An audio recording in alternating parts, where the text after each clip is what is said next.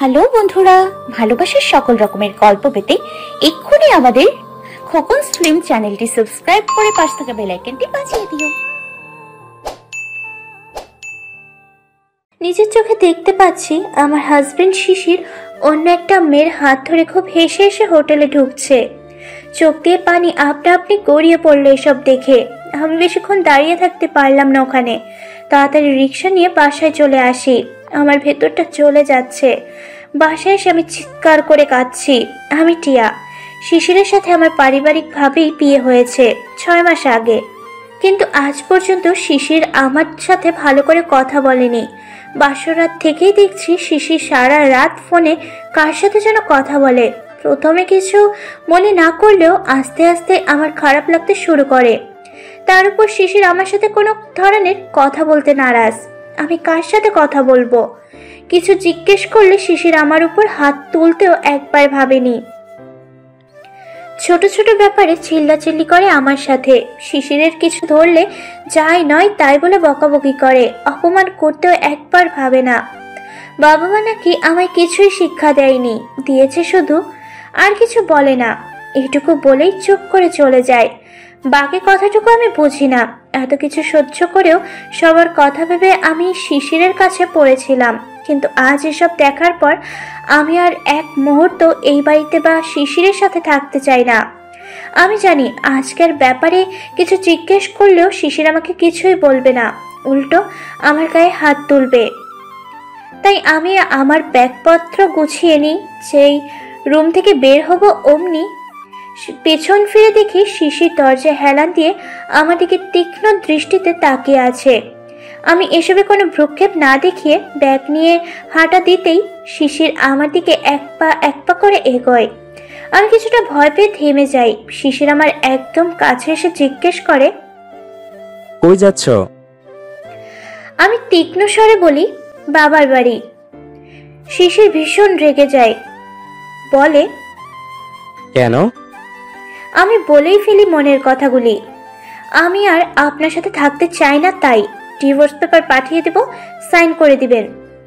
আমার কথা শেষ হতেই শিশির খপ করে আমার গলা চেপে ধরে এক হাত দিয়ে আমি ছোটাছুটি শুরু করি। এমনভাবে ধরেছে যেন মেরেই ফেলবে আজ। আমি দু হাতে শিশিরের হাত সরানোর চেষ্টা করছি, ধাক্কাচ্ছি, কিন্তু শিশিরের সাথে পেরে উঠছি না।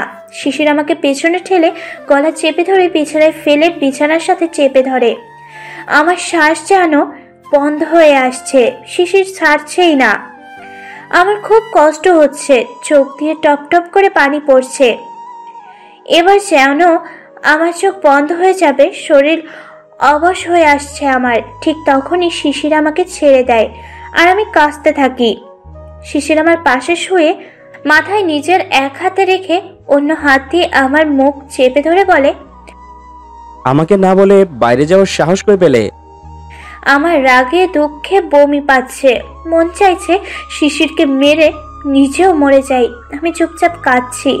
কি বলবো এমন লোককে? যাই বলি অযথা বলবে, তাই আমি চুপচাপ কাঁদছি। শিশির আমার দিকে তাকিয়ে আছে এক দৃষ্টিতে। আস্তে আস্তে আমার মুখের কাছে মুখ আনতেই আমি ধাক্কা দিয়ে সরিয়ে উঠে দাঁড়িয়ে বলি, হোটেলে গিয়ে মন ভরেনি, এখন আমার সর্বনাশ করতে এসেছেন? আমার কথা শুনে শিশির বিন্দু পরিমাণ অবাক হয় না, বরং রেগে বলে ওঠে, একদম বাড়াবাড়ি করবে না। আমি ওকে ওর হাজবেন্ডের কাছেই পৌঁছে দিতে গিয়েছিলাম। ও আচ্ছা, তাই? হোটেলের হাজবেন্ড থাকে? তাও ওরকম একটা মেয়ের? যাই হোক, আপনি আমাকে পছন্দ করেন না, আমিও আপনাকে পছন্দ করি না। না আমাদের মধ্যে স্বামী স্ত্রীর কোনো সম্পর্ক আছে, না কোনোদিন হতে পারে। তাই শুধু শুধু একসাথে থাকার কোনো মানে হয় না। আমি ডিভোর্স চাই। শিশির অদ্ভুতভাবে হেসে বলল, বললেই হলো ডিভোর্স চাই? তোমাকে ডিভোর্স দিলে শাস্তি কাকে দেব আমি? আমি আতঙ্ক হয়ে বলি, শাস্তি? কিসের শাস্তি? শিশির চেঁচিয়ে বলে উঠল, হ্যাঁ হ্যাঁ, শাস্তি। আমি অবাকের শীর্ষে, কারণ শিশিরের সাথে বিয়ের আগে ভুলেও আমার সাথে কোনো সম্পর্ক বা দেখা যোগাযোগ কিছুই কোনো দিন হয়নি। তবে শিশির কিসের শাস্তির কথা বলছে? আমি রেগে শিশিরকে জিজ্ঞেস করলাম, আপনি কিসের শাস্তির কথা বলছেন? আমি কোনো ভুল কাজ করিনি কখনো। শিশির আমার কথা শুনে আমার একদম কাছে এসে দুহাতে আমার মুখ জোরে চেপে ধরে আমার চোখের দিকে তাকিয়ে আমার গালে স্লাইড করতে করতে বলে, ভুল তুমি করনি, করেছে তোমার এই রূপ, তোমার এই গুণ, তোমার এই ভালো মানুষই। আমি ধাক্কা দিয়ে শিশিরকে সরিয়ে বলি, আপনি পাগল হয়ে গেছেন শিশির? নিজের দোষ থাকতে আবল তাবল বকছেন আপনি। আমার কথা শুনে শিশির প্রচন্ড রেগে গিয়ে বলল, আবল তাবল বকছি আর যাই করছি, তুই এই বাড়ি ছেড়ে যাওয়ার কথা ভাবলে তুই বাড়ি পৌঁছানোর আগেই তোর বাবা মাকে মেরে ফেলবো, সাথে তোর বোনকেও। তুই বাড়ি গিয়ে আর নিজের মা বাবাকে জীবিত দেখতে পারবি না, মাইন্ড ইট। কথাগুলো বলেই শিশির হন হন করে বাইরে চলে গেল। আমার কলিজাটা যেন শুকিয়ে গিয়েছে। কি বলে গেল শিশির? কথাগুলো যেন কানে বাজছে শুধু আমার। গলা শুকিয়ে কাঠ হয়ে গিয়েছে। আমি কোনো রকম কিচেনে গিয়ে জগ দিয়েই পানি খেয়ে নিই। পানি খেয়ে আমি চিৎকার করে কেঁদে দিই। হঠাৎ পেছনে তাকিয়ে দেখি শিশির হাসছে। আমার মনে হচ্ছে শিশির সাইকো, তাছাড়া আর কিছু না, কারণ শিশির সাইকোদের মতো হাসছে। আমার ভীষণ ভয় করছে শিশিরের অদ্ভুত আচরণে। হাত পা থরথর করে কাঁপছে আমার। মনে মনে ভাবছি, শিশির কি সত্যি পাগল? শিশিরের পাগলাটে হাসি দেখে ভয়ে আমি কাঁপা কাঁপা গলায় বললাম, প্লিজ শিশির, আপনি আমাকে যেতে দিন। আমি কোনোদিন আপনার সামনেও আসবো না। প্লিজ আমায় যেতে দিন। আমার কথা শুনে শিশির হাসি থামিয়ে আমার কাছে এসে বলে, আর কোনোদিন আসবে না আমার সামনে। আমি তাড়াতাড়ি করে বললাম, না না, আর কোনোদিন আসবো না, প্লিজ যেতে দিন। শিশির আবার সেই অদ্ভুত হাসি দিয়ে বলল, তো এতদিন যে আমার সামনে ছিলে সেটার শাস্তি ভোগ করতে হবে তো। বলেই শিশির আমার হাত চেপে ধরে টেনে কোথাও নিয়ে যাচ্ছে। আমি কাঁদতে কাঁদতে বলছি, কোথায় নিয়ে যাচ্ছেন আমাকে? কেন এমন করছেন? আমি চলে যেতে চাই আপনার জীবন থেকে। যেতে দিন না, প্লিজ যেতে দিন। শিশির আমাকে স্টোর রুমে ধাক্কা দিয়ে ফেলে বলে, এখন আর সেটা সম্ভব না।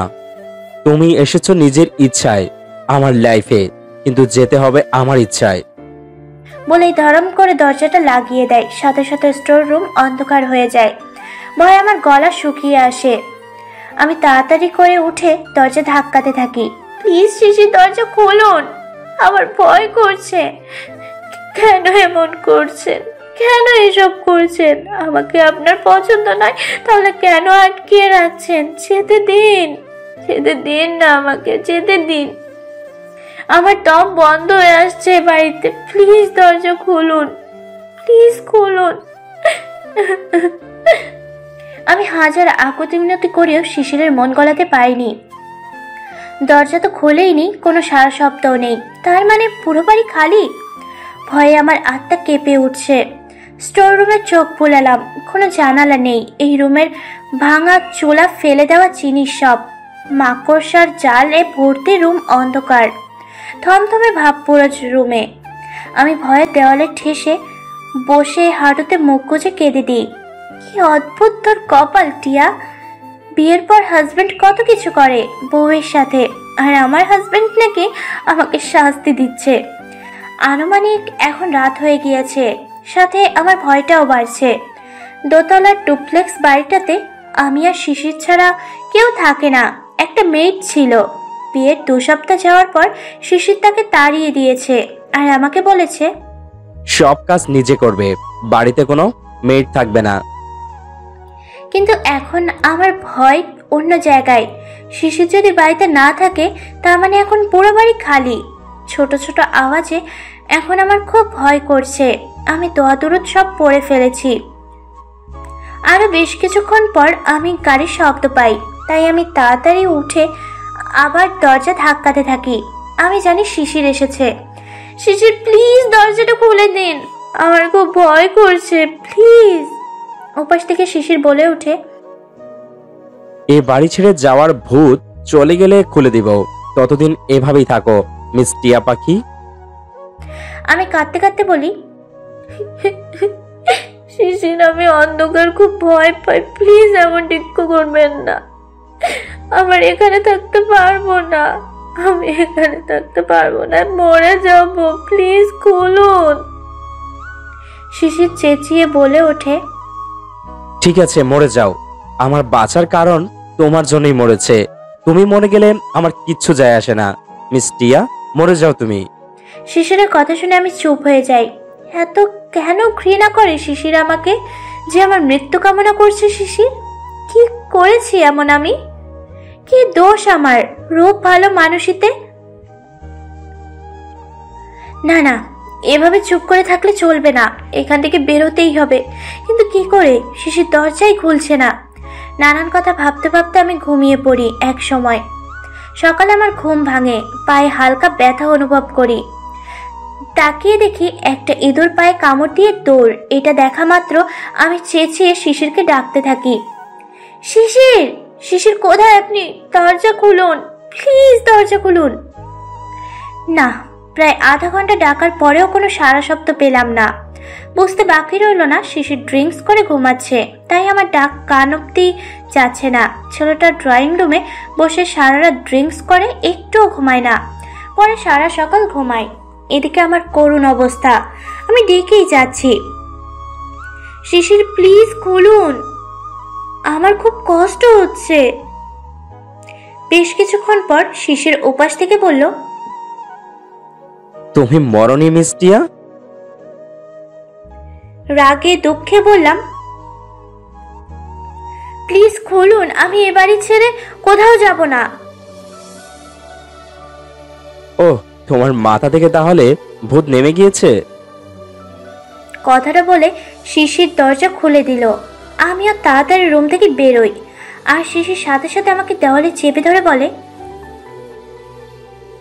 নেক্সট যদি বাড়ি যাব, ডিভোর্স চাই, এইসব কথা মুখ দিয়ে বের হয় না মিস টিয়া, প্রমিস তোমার মা বাবার লাশটাও তুমি খুঁজে পাবে না। শিশিরের কথা শুনে আমি ফুপিয়ে কেঁদে দিই। শিশির আমার চোখ থেকে আঙুল দিয়ে পানি নিয়ে বলে, তোমার চোখের পানি আমার খুব ভালো লাগে মিস, সরি মিসেস, তাই না? হ্যাঁ মিসেস টিয়া। বলেই চলে যায় শিশির। কি করব আমি? এই ছেলে পাগল, আমি আগে কেন বুঝিনি? আমি ভুল করেছি। কাল বাইরে থেকে আমার বাড়ি চলে যাওয়া উচিত ছিল, তাহলে এই পাগল এসব করতে পারতো না আমার সাথে। বিরাট আফসোস হচ্ছে এখন আমার। আমি আস্তে আস্তে আমার রুমে গিয়ে কাপড় নিয়ে ওয়াশরুমে চলে যাই। লম্বা একটা শাওয়ার নিয়ে বেরিয়ে বুঝতে পারি আমার খুব ক্ষুধা পেয়েছে। হাত পা কাঁপছে নিচে যেতে, না জানি আবার কি করে পাগলটা। নিচে গিয়ে আস্তে আস্তে কিচেনে ঢুকে আমি কিছু রান্না করার ব্যবস্থা করছি। হঠাৎ পেছনে কারো ছায়া দেখে পিছনে তাকিয়ে দেখি শিশির দাঁড়িয়ে আছে পকেটে 2 হাত ঢুকিয়ে। শান্ত শান্ত ভাব শিশিরের, কিন্তু আমার ভয়ে হাত পা কাঁপছে।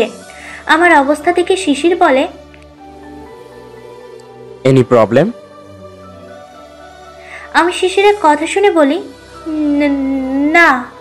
শিশির তীক্ষ্ণ স্বরে বলে ওঠে, কালকে বাইরে কেন গিয়েছিলে? আমি ঠোক গেলে তাড়াতাড়ি বলে ফেলি, শপিং করতে। শিশির আস্তে আস্তে আমার দিকে এগোতে এগোতে বলল, সত্যি কথা? আমি কিছু বলবো তার আগেই শিশির আবার বলল, মিথ্যা আমি পছন্দ করি না টিয়া। আমি এবার কেঁদে দিলাম ভয়ে। শিশির রেগে চেঁচিয়ে বলে উঠল, কাল কার সাথে দেখা করতে গিয়েছিলে? আমি আমতামতা করে বললাম, দেখুন আমি বলছি। বল। আমার চোখ পেয়ে পানি পড়ছে ভয়ে। আস্তে করে বললাম, আমি আমার বন্ধুর সাথে দেখা করতে গিয়েছিলাম। শিশির তীক্ষ্ণ কণ্ঠে বলল, কোন বন্ধু? পিয়াল। নামটা বলার সাথে সাথে কষে থাপ্পড় বসিয়ে দেয় শিশির আমার গালে। তারপর চুলের মুঠি ধরে বলে, দেখেছিস, এই তোরা ভালো মানুষের নমুনা। সুন্দর মেয়েরা কোনোদিন ভালো হয় না, ঠিক তোর মতো। আমি কাঁদছি আর বলছি, প্লিজ ছাড়ুন, ছাড়ুন, লাগছে আমার। আমার কথা শুনে শিশির আরো রেগে যায় আর বলে, লাগুক, আমি বলেছিলাম না তোকে তুই ওই ছেলের সাথে মিশবি না? আমার কথা কেন যায়নি? আমি রেগে বললাম, সরি, ভুল হয়েছে। আর পিয়াল আমার ফুফাতো ভাই, আপনি জানেন, তাহলে কেন? আমি এত কিছু জানি না, আমার পছন্দ না, ব্যাস। আজকে লাস্ট ওয়ার্নিং দিচ্ছি, নেক্সট তোর সাথে পিয়ালকে দেখলে পিয়ালের লাস্ট ডে হবে, মাইন্ড ইট। বলে ধাক্কা দিয়ে আমাকে ফেলে চলে যায় শিশির।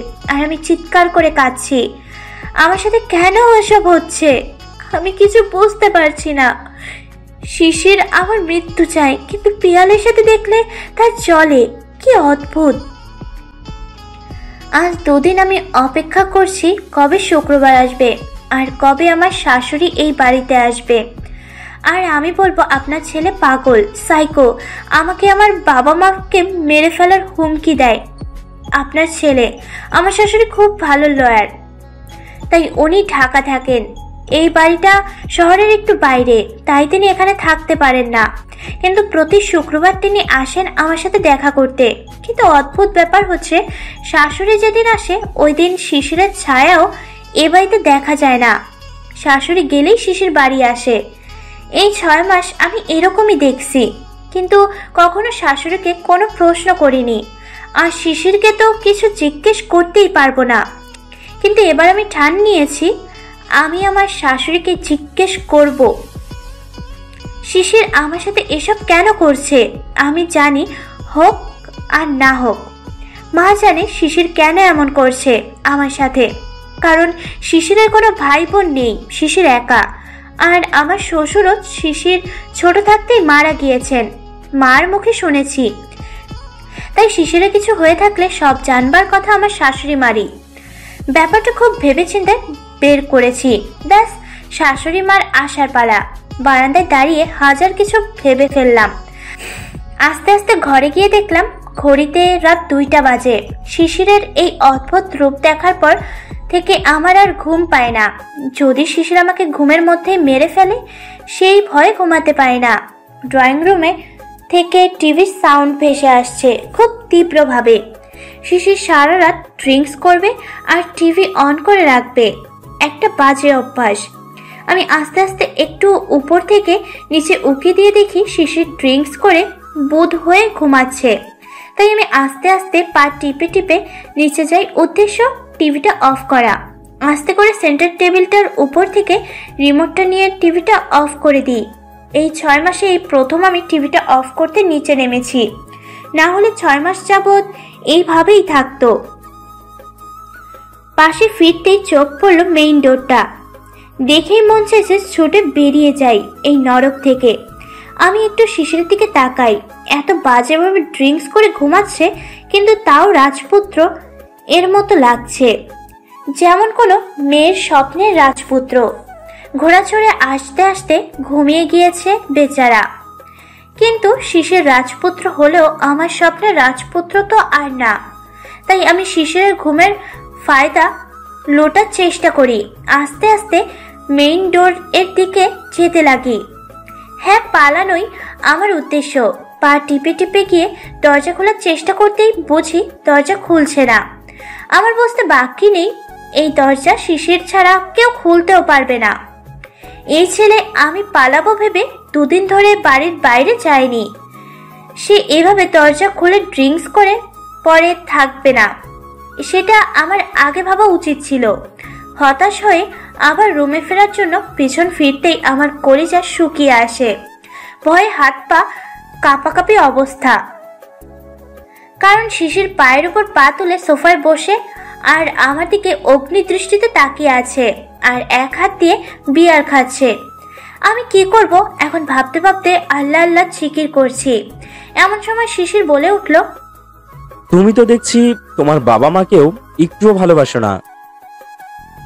এমন কথা শুনে আমি চুপ করে আছি। শিশির আবার বলল, বলেছিলাম না এই বাড়ি থেকে পালানোর কথা চিন্তা করলে বাবা আমার লাশও খুঁজে পাবে না, তাও তুমি পালানোর চিন্তা করছো। তাতেই বোঝা যাচ্ছে তুমি তোমার বাবা মাকে একটুও ভালোবাসো না। শিশিরের কথা শুনে আমার মাথায় এগুলো সত্যিত্ব আমি কি করে ভুলে গেলাম শিশিরের পাগলামির কথা। এখন যদি সত্যি শিশির, ভাবতে চোখের পানি চলে এলো। আমি শিশিরকে বললাম, আমি পালাতে নিচে আসিনি, আমি টিভি অফ করতে এসেছিলাম। শিশির রেগে বলল, মিসেস অনা, আজকে লাস্ট ওয়ার্নিং দিচ্ছি, আজকের পর আমার সামনে মিথ্যা কথা বলার দুঃসাহস দেখিও না, জিভ টেনে ছিঁড়ে ফেলবো। আমি বড়সড় ঢোক গিললাম, ভয়ে থরথর করে কাঁপছি। দেখতে পাচ্ছি শিশির আমার দিকে এগোচ্ছে, কিন্তু আমি একটুও নড়তে পারছি না ভয়ে। শিশির আচমকা আমাকে কোলে তুলে নিল। আমি ফ্যাল করে শিশিরের মুখের দিকে তাকিয়ে আছি। সত্যি কথা বলতে ছেলেটা অদ্ভুত সুন্দর, কিন্তু রাগলে আরো সুন্দর লাগে। এক কথায় রাগী হ্যান্ডসাম। দুদিন আগ পর্যন্ত আমি শিশিরকে দেখলে প্রতি মিনিটে মিনিটে ক্রাশ খেতাম, কিন্তু এখন গলা টিপে মেরে ফেলতে ইচ্ছে করছে। সাইকো, পাগল মনে হয়। কিন্তু এখন কথা হচ্ছে, যেই ছেলে আমার হাত ভুলেও ধরতে নারাজ, কথা পর্যন্ত বলে না ভালো করে, সেই ছেলে আমাকে কোলে নিয়ে রুমে যাচ্ছে। কোনো খারাপ উদ্দেশ্য নেই তো? ভাবতে মন চাইছে লাফ দিয়ে কোল থেকে নেমে যায়, কিন্তু ভয়ে সেই শক্তিটুকুও পাচ্ছি না। শিশির রুমে নিয়ে আমায় বেডে শুইয়ে দেয়, আর নিজেও আমাকে আষ্টে পৃষ্ঠে জড়িয়ে ধরে শুয়ে বলে, একটু শান্তি চাই, দিতে পারবে কি? তুমি না আমার বউ, একটু শান্তি দাও তাহলে। আমি শিশিরের কাণ্ডে স্তব্ধ হয়ে যাই। কি বলছে এই পাগল?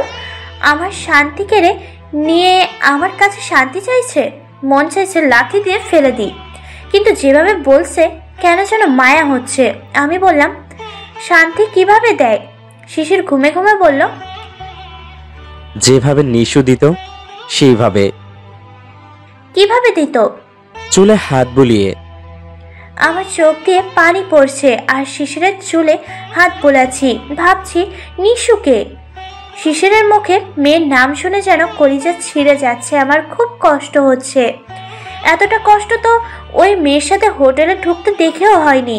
আমি শিশিরের দিকে ঘুরে খুব শক্ত করে শিশিরকে জড়িয়ে ধরলাম। বিয়ের 6 মাসে আজ প্রথম আমি শিশিরের সাথে একই বেডে এতটা কাছে শুয়ে আছি। শিশির কখনো আমার সাথে বেডে থাকেনি, না কথায় বলেছে, কিন্তু আজ এসব কেন করছে? নিশ্চয় ড্রিঙ্কস করেছে বেশি। কিন্তু আমারও আজ কেন এত কষ্ট হচ্ছে নিশু নামটা শিশিরের মুখে শুনে? আমি জানি না কেন, কিন্তু খুব কষ্ট হচ্ছে আমার। আমি শিশিরের বুকে কাঁদতে কাঁদতে ঘুমিয়ে পড়ি। সকালে ঘুম থেকে উঠে আড়মোড়া ভেঙে চোখ মেলে তাকাতেই দেখি একজোড়া চোখ রাগী দৃষ্টিতে আমার দিকে তাকিয়ে আছে। আমি ভয়ে তাড়াতাড়ি উঠে দাঁড়িয়ে যাই। শিশির বলে ওঠে, কি ভাবছো? এই ফালতু ভাবে জড়িয়ে ধরে ঘুমালেই আমার মার মতো আমাকেও ফাঁসিয়ে নিবে? আমি কিছু বলার আগেই শিশির আমার চুলে মুঠি ধরে ঠাস ঠাস করে 2টা চড় দিয়ে বসে।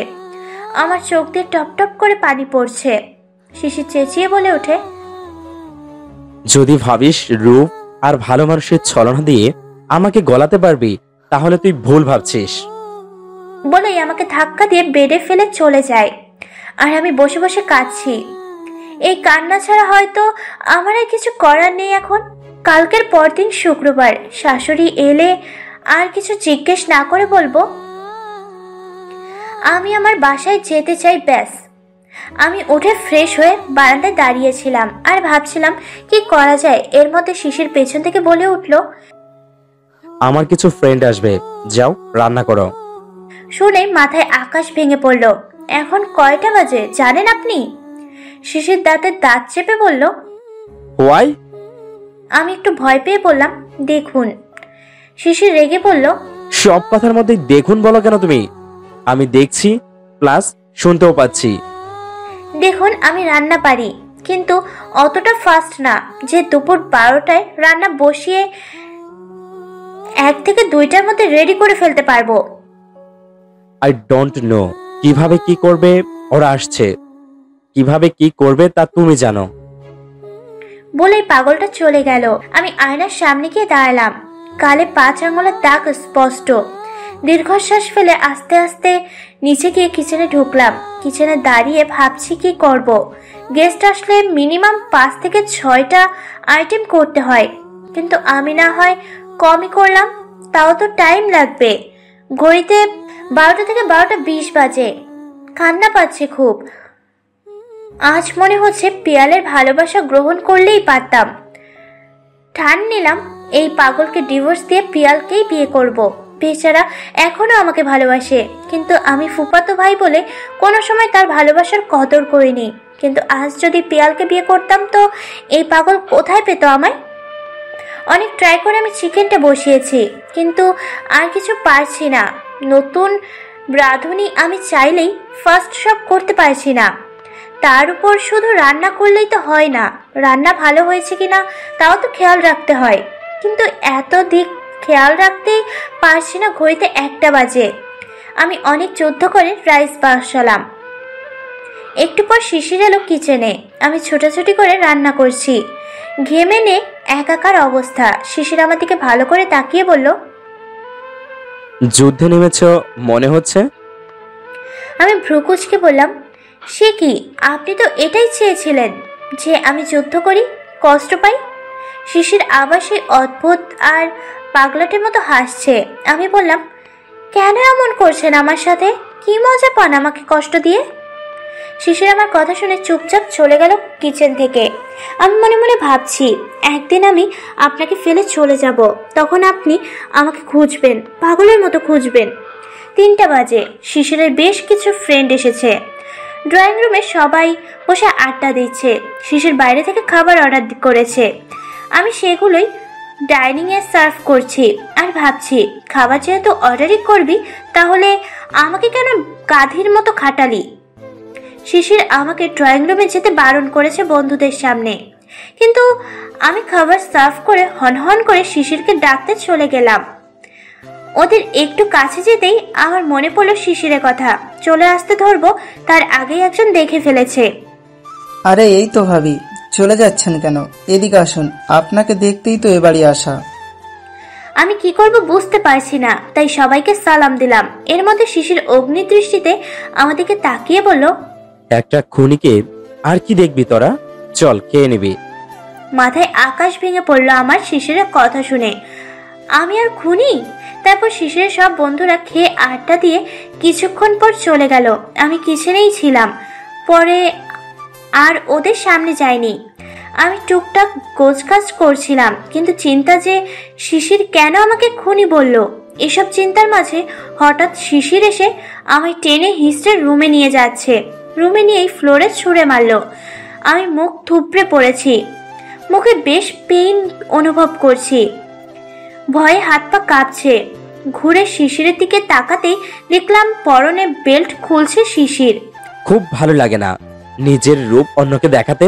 বলেছিলাম না ওদের সামনে না যেতে, কেন গেলি? আমি পাত্তা দিই না বলে ওদের তোর রূপের প্রশংসা শুনতে গেলি? রক্তাক্ত অবস্থায় ফ্লোরে পড়ে আছি। শিশির ইচ্ছে মতো যা নয় তাই বলে প্লেট দিয়ে মেরে গিয়েছে। নড়াচড়া করার শক্তি পাচ্ছি না। চোখে পানি শুকিয়ে আছে, আর কাঁদতেও পারছি না। অজস্র ব্যথা অনুভব করছি শরীরে। একসময় জ্ঞান হারাই। জ্ঞান ফিরতেই নিজেকে বেডে দেখতে পাই, আর শিশির চেঁচিয়ে ডাকছে আমাকে, কিন্তু আমি উঠতে পারছি না। খুব ব্যথা করছে শরীর। শিশির ডেকেই যাচ্ছে নিচ থেকে। আমি বলতেও পারছি না আমি নিচে যেতে পারবো না। আমার এই অবস্থা দেখেও শিশির ডাকছে। বুঝতে বাকি নেই আমি না যাওয়া পর্যন্ত শিশির থামবে না।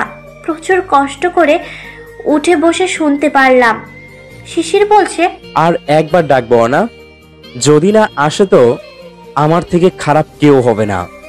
কথাটা শুনে ভয়ে আস্তে আস্তে হাঁটা দিলাম। আমি আর মার খেতে পারবো না। অনেক কষ্টে নিঃশেষে শিশিরের সামনে দাঁড়ালাম। শিশির আমার দিকে এবার না তাকিয়ে বলল, খাবার সার্ভ করো, আমি খাবো। আমি ভাবছি কি কপাল আমার। আস্তে আস্তে গিয়ে খাবার সার্ভ করে দিলাম, যেগুলো রান্না আমি করেছিলাম।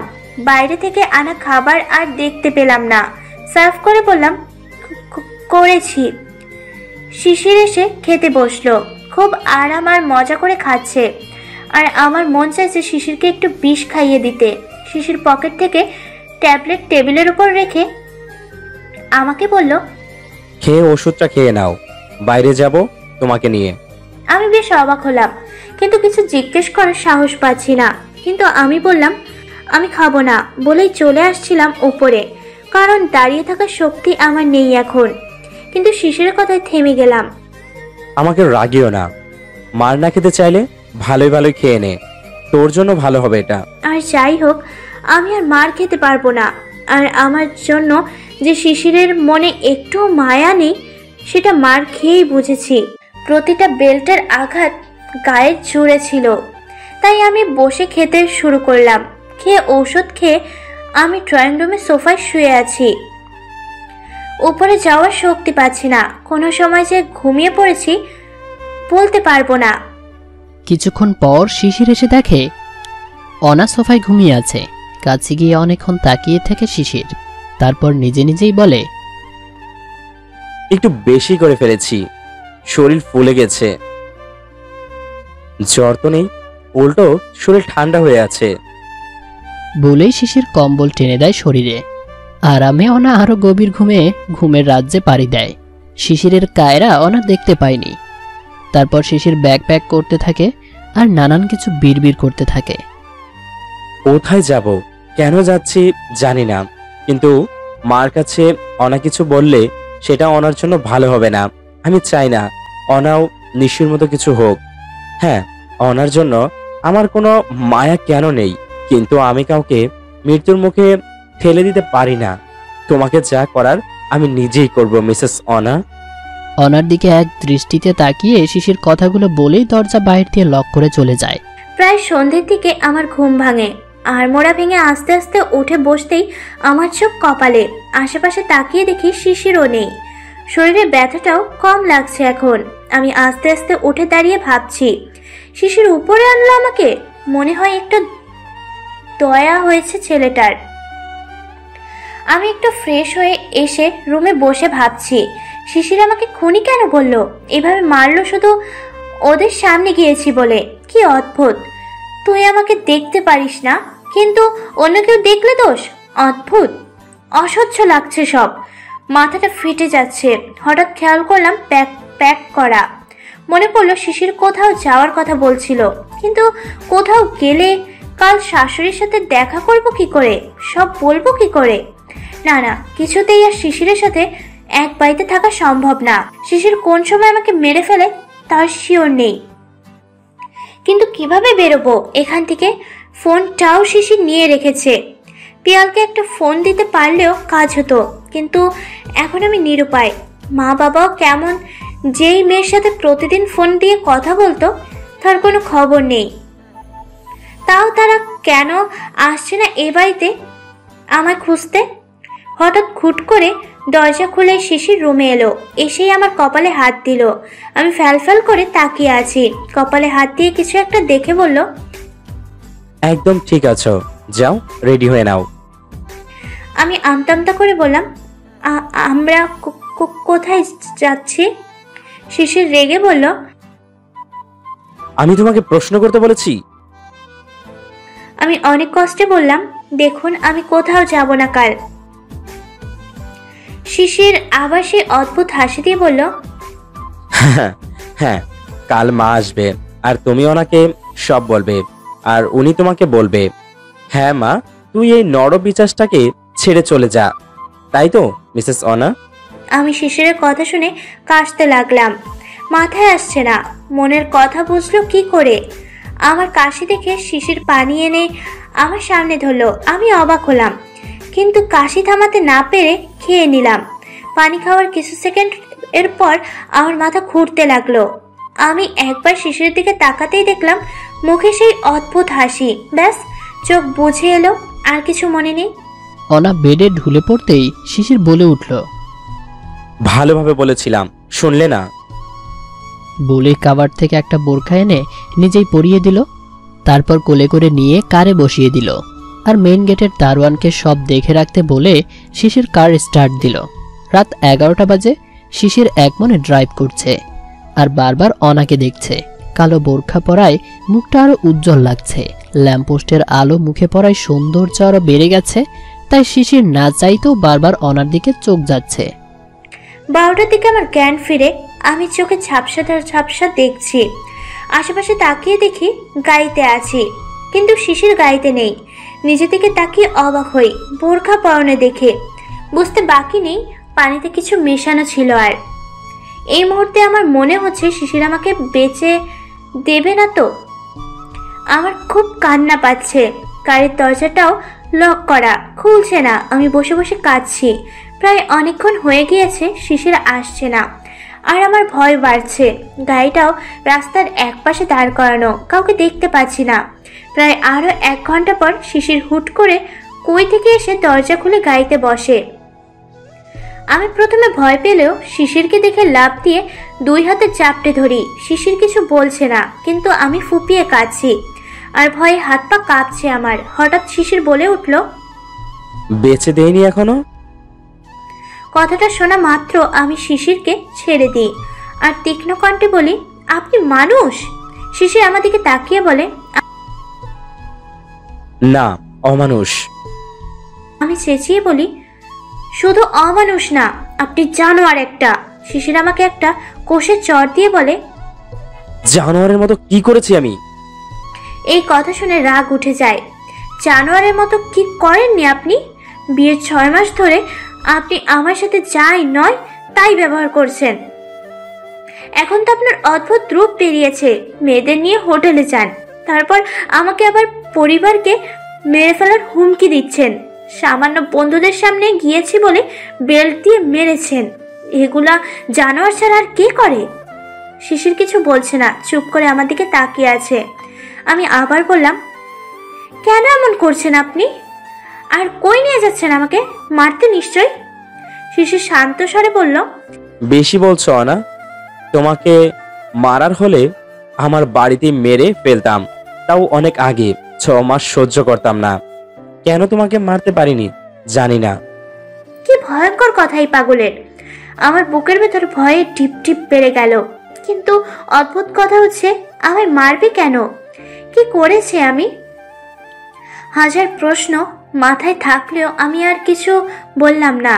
না জানি রেগেমেগে সত্যি কোন সময় আমাকে মেরে ফেলে। শুধু শুধু আমি এই পাগলের হাতে মরতে চাই না। না চাই আমার লাশ থেকে আমার বাবা মা বোন কষ্ট পাক।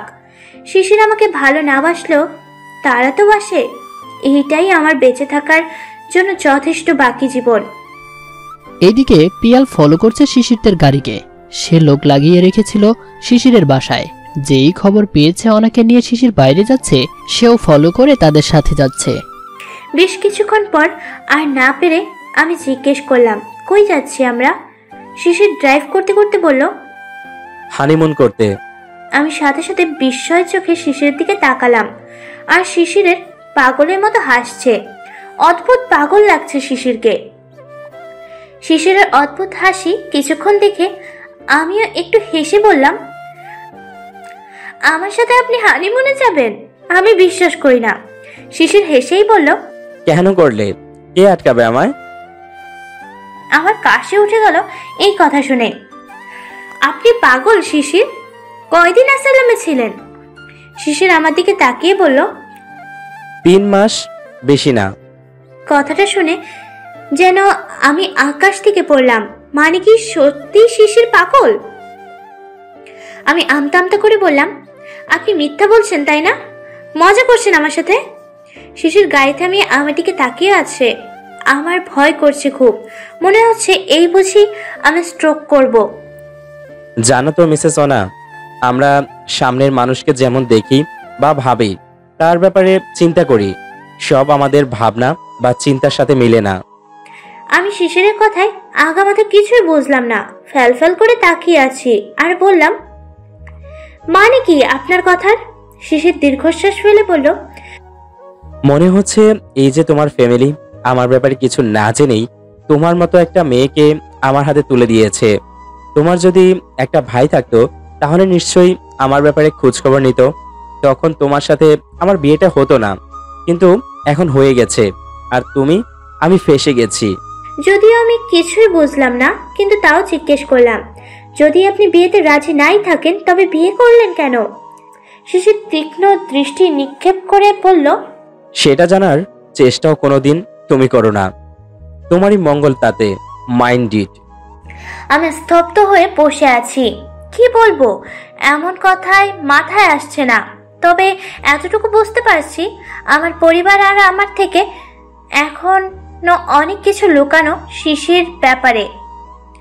শিশিরের অতীত কি? শিশির কি সত্যি পাগল? সব চিন্তা করে হ্যাং মেরে বসে আছি। শিশির ড্রাইভ করছে, গাড়ি আপন গতিতে চলছে। শিশির কই যাচ্ছে আল্লাহ জানে। প্রায় ভোরের দিকে গাড়ি একটা বড় ফার্ম হাউসের সামনে দাঁড়ায়। সাথে সাথে দারোয়ান বড় গেটটা দুজন মিলে খুলে দেয়। শিশির গাড়ি নিয়ে ভেতরে ঢুকে বাড়ির মেইন ডোরের সামনে দাঁড় করে। নিচে নেমে আমাকেও নামিয়ে টানতে টানতে উপরে নিয়ে যায় একটা রুমে। রুমটা খুব সুন্দর করে গোছগাছ করা, বোঝাই যাচ্ছে আমরা আসবো বলে গুছিয়ে রেখেছে। পেছন থেকে শিশির বলল, যাও ফ্রেশ হয়ে আমার জন্য রান্না করো। আমার রাগ হলো, এতটা জার্নি করে এনেছে আমাকে, আবার এখনই রান্না করতে বলছে। আমি কেন রান্না করব? দারোয়ানকে বলুন ব্যবস্থা করতে, আমার ভালো লাগছে না এখন। শিশির অগ্নিদৃষ্টিতে আমার দিকে তাকিয়ে বলল, আজকাল মুখে খুব কথা ফুটেছে দেখছি। মার না খেতে চাইলে এক কথায় কাজ করো, আমাকে জানোয়ার বানিও না। এই কথা শুনে ভয়ে ফ্রেশ হতে চলে গেলাম। তারপরে আস্তে আস্তে নিচে গেলাম। কিচেনটা কোথায় একটু দেখিয়ে দিন প্লিজ। হ্যাঁ হ্যাঁ আহেন, আমি এর জন্য দাঁড়ায় আছি। আমি মুচকি হাসি দিয়ে বললাম, চলুন। আমি বলেছিলাম আমি আজ যে রান্না করি, কিন্তু শিশির ভাই বলল না, এখন নাকি অন্য কারোর হাতের রান্না ভাল লাগে না, আপনি নাকি রান্না করবেন। আমি বেশ অবাক হলাম আর ভাবছি, কি অদ্ভুত লোক। আমাকে ভালো লাগে না, কিন্তু আমার রান্নাকে ভালো লাগে। যাই হোক, এক অদ্ভুত ভালো লাগা কাজ করছে। যতই হোক হাজবেন্ড বলে কথা, আর তার ভালো লাগে আমার রান্না। এই যে এদিকে রান্নাঘর, আপনি রান্না করেন, কিছু লাগলে আমার আসছি। আচ্ছা ঠিক আছে। তারপর রান্নার শেষে ট্রে করে খাবার উপরে নিয়ে গেলাম। শিশির কিছু না বলে খেয়ে ঘুমিয়ে পড়ল। আমিও হালকা খেয়ে আস্তে আস্তে রুম থেকে বেরিয়ে নিচে গেলাম। আশেপাশে তাকিয়ে দেখলাম কেউ নেই। বেশি না, 7টা বাজে মাত্র। গ্রাম এলাকায় বাড়িটা জমিদার বাড়ি মনে হচ্ছে। আমি বাড়িটা কিছুক্ষণ ঘুরে ঘুরে দেখে আস্তে আস্তে বাইরে চলে গেলাম। বাইরে কেউ নেই। দূরে বড় গেটে সেই 2টা দারোয়ান দাঁড়িয়ে আছে। বাড়ির দুই পাশে অনেক জায়গা, আর এক পাশে খালি মাঠের মতো কিন্তু বসার জায়গা করা আছে, আর অন্য পাশে অনেক বড় বাগান। আমি আস্তে আস্তে এগিয়ে গেলাম বাগানের দিকে। অজস্র ফুল আর বড় বড় ফুল গাছ, আর ফুল হয়ে গাছ নইয়ে গেছে একদম। দেখেই বোঝা যাচ্ছে কেউ অনেক যত্ন করে এই বাগানের। আমি আস্তে আস্তে বাগানের মধ্যে চলে এলাম। দারোয়ানদের আর দেখা যাচ্ছে না। ফুল গাছের মধ্যে নিজেকে হারিয়ে ফেলেছি মনে হচ্ছে। ফুল ধরে ধরে সুবাস নিচ্ছি। এমন সময় কে যেন আমার হাত টান দিয়ে তার দিকে ঘুরিয়ে মুখ চেপে ধরলো। সামনের মানুষটাকে এখানে দেখে আমি অবাকের শীর্ষে। আমি মুখ থেকে তার হাত সরিয়ে অবাক হয়ে বললাম, পিয়াল? রাগী দৃষ্টিতে তাকিয়ে পিয়াল উত্তর দিল, হ্যাঁ, আমি অভাগা প্রেমী। আর কাকে আশা করেছিলে? ওই ধোঁকাবাজটাকে। তুই পাগল হয়ে গিয়েছিস? কি বলছিস এসব? পিয়াল চেঁচিয়ে ওঠে, কি বলছি তুই জানিস না? দেখ, আমিও কিন্তু দেখেছি ওই তুই শিশিরকে ওই মেয়ের হাত ধরে হোটেলে ঢুকতে। আর আমি এটাও জানি তুই শিশিরের সাথে ভালো নেই। দেখ, আমি ভালো আছি আর যাই আছি। শিশির আমার হাজবেন্ড, তাই আমি চাইলেই কিছু করতে পারছি না। আর শিশির আমাকে বলেছে শিশির ওই মেয়েকে ওর হাজবেন্ডের কাছে পৌঁছে দিতেই গিয়েছে, শুধু আর কিছু না। তুই এখন ওই শিশিরকে ট্রাস্ট করছিস? হ্যাঁ করছি, কারণ আমি শিশিরের বউ। আজ পর্যন্ত শিশির আমার দিকে খারাপ চোখে তাকায়নি। সেই ছেলে হোটেলে মেয়ে নিয়ে যেতেই পায় না, আর আমি বাসায় যাওয়ার সাথে সাথে শিশিরও চলে এসেছে। তার মানে শিশির মিথ্যা বলেনি। যদি মেয়ে নিয়েই থাকতো তাহলে ওই সময় বাসায় চলে আসতো না। আমি এত কিছু জানি না, আমি তোকে ভালোবাসি, আমি তোকে চাইও না। তুই এক্ষুনি চল আমার সাথে। এমন হয় না পিয়াল। আর তাছাড়া শিশির তোকে এখানে আমার সাথে দেখলে সর্বনাশ হয়ে যাবে। আমি এত কিছু জানি না, তুই আজই এখান থেকে আমার সাথে যাবি, পরে ডিভোর্স পেপারটা পাঠিয়ে দিবি। আজ আমরা বিয়ে করে নিব, চল। বলে পিয়াল আমার হাত ধরে টানছে। আমি এক ছটকায় হাত ছাড়িয়ে বললাম, দেখ পিয়াল, তুই চলে যা। শিশির তোকে এখানে দেখলে তোর সাথে আমাকেও মেরে ফেলবে। পিয়াল চেঁচিয়ে ওঠে। আমি একা কোথাও যাব না, না তোকে নিয়েই যাবো আজ এখান থেকে। চল, তুই কিচ্ছু হবে না, আমি সব দেখে নেব, চল। হঠাৎ করে শিশির ঘুম থেকে লাফ দিয়ে ওঠে, বুকে হাত চেপে ধরে বিড়বিড় করতে থাকে। কিছু একটা ভালো হচ্ছে না, মন বলছে কিছু একটা ভালো হচ্ছে না, হারিয়ে ফেলছি না তো কিছু। হঠাৎ শিশিরের মাথায় এলো, অনা, কই অনা? মিসেস অনা, কই তুমি? অনা। শিশির কিছুক্ষণ চেঁচিয়ে ডাকে। অনার সাড়া না পেয়ে ওঠে।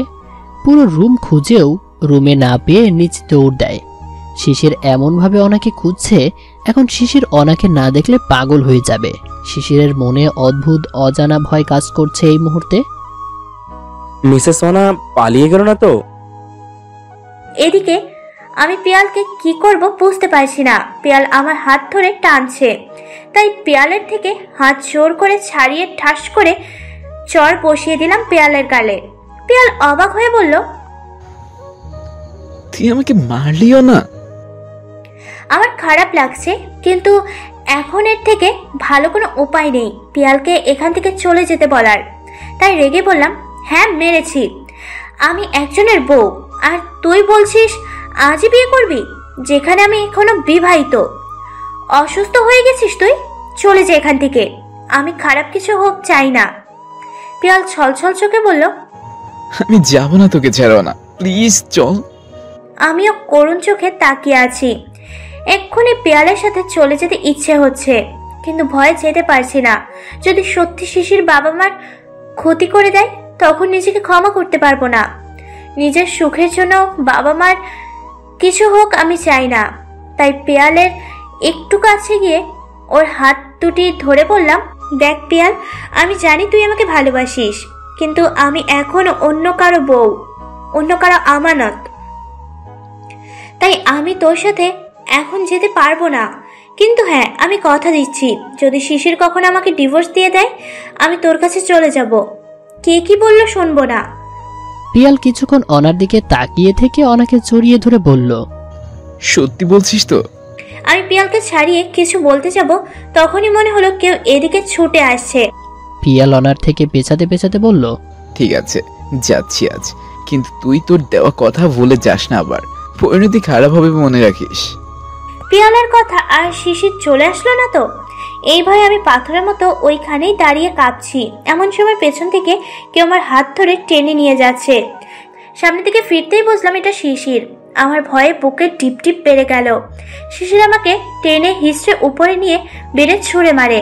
আমি হুড়মুড়িয়ে উঠে দাঁড়িয়ে যাই, ভয়ে আত্মা শুকিয়ে আসছে।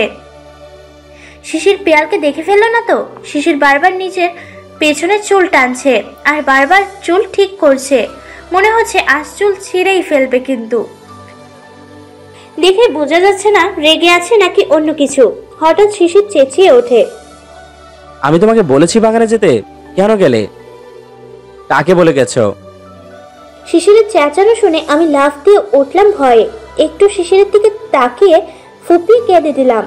শিশির আর কিছু বলতে যাচ্ছিল, আমি ভয়ে কি করব দিয়ে না করতে পেরে শিশিরকে জড়িয়ে ধরলাম। এবার আমার শান্তি লাগছে, কিন্তু শিশির কিছু বলছে না, আমাকে ধরছেও, তাই আমি ছেড়ে দিব। তখনই শিশির আমাকে চাপটে ধরে, এমন ভাবে ধরেছে যেমন ছেড়ে দিলেই আমি পালিয়ে যাব। আমি এবার আরো জোরে কেঁদে দিলাম। ফুপিয়ে কাঁদতে কাঁদতে করুণ স্বরে বললাম, কেন এমন করছেন আমার সাথে শিশির? আমি কি দোষ করেছি বলুন প্লিজ। আমার কথা শেষ হওয়ার সাথে সাথে শিশির আমাকে ছেড়ে দিয়ে বলল, ওখানে কেন গিয়েছিলি? আমি কিছু বললাম না। শিশির চেঁচিয়ে উঠল, কিছু জিজ্ঞেস করেছিও না? চেঁচানো শুনে ভয়ে ভয়ে বললাম, বাগান দেখতে। সত্যি কি তাই? তাহলে কাঁদছিলে কেন? এই কথা শুনে ভয়ের চোটে বলে দিলাম, শীতে শীতে কাঁপছিলাম।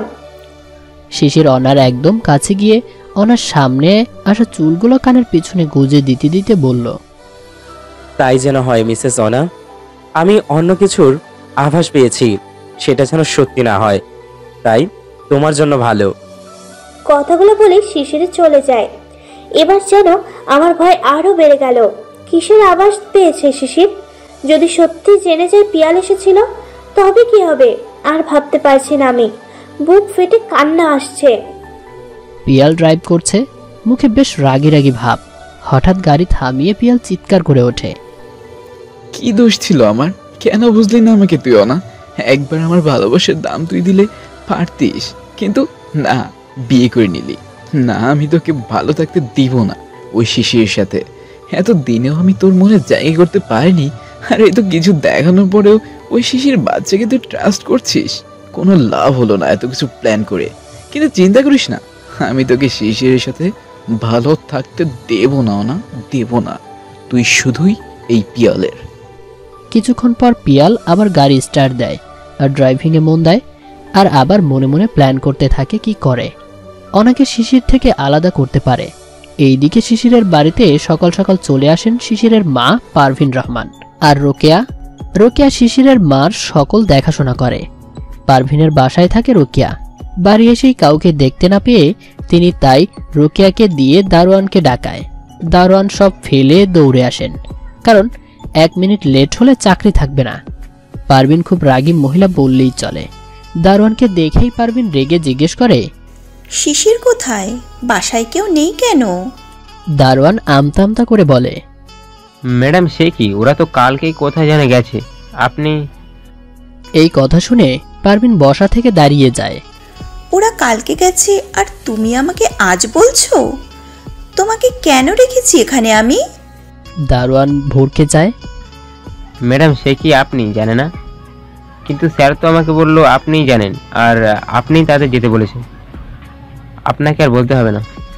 দারোয়ানের কথায় পারভিন বেশ অবাক হয়। তার মানে শিশির তাহলে জেনে গেছে তুমি আমার লোক। ছেলেটা এত বেড়েছে, কি করব বুঝতে পারছি না। একটা ভুলের শাস্তি আর কত দেবে আমাকে? আচ্ছা কই গেছে, বলে গেছে কি? দারোয়ান মাথা নিচু করে বলে, না ম্যাডাম বলে যায়নি, কিন্তু বলেছেন তাড়াতাড়ি চলে আসবে। পারভিন কিছু বুঝতে পেরে বলল, তার মানে আমি চলে গেলে আসবে। এতদিন তো আমি বাড়ি এলে শিশির নিজে চলে যেত বাড়ি থেকে। এবার বউকেও নিয়ে গেছে, কিছু তো হয়েছে।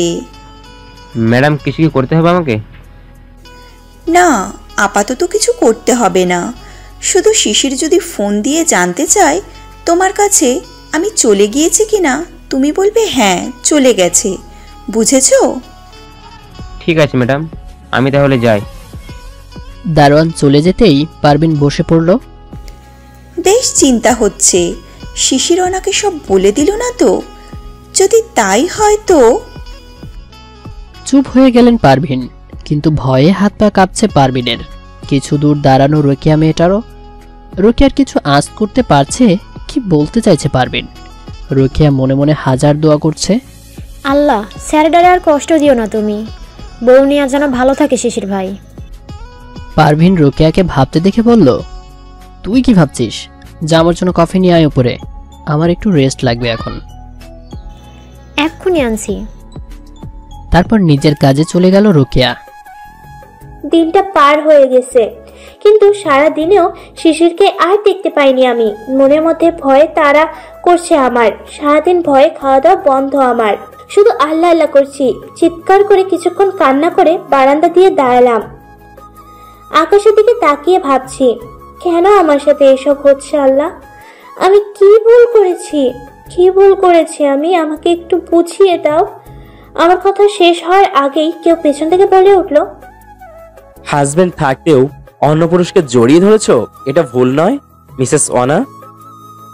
সাথে সাথে পেছন ফিরে দেখি শিশির হিংস্র বাঘের মতো চোখ মুখ লাল করে আমার দিকে তাকিয়ে আছে।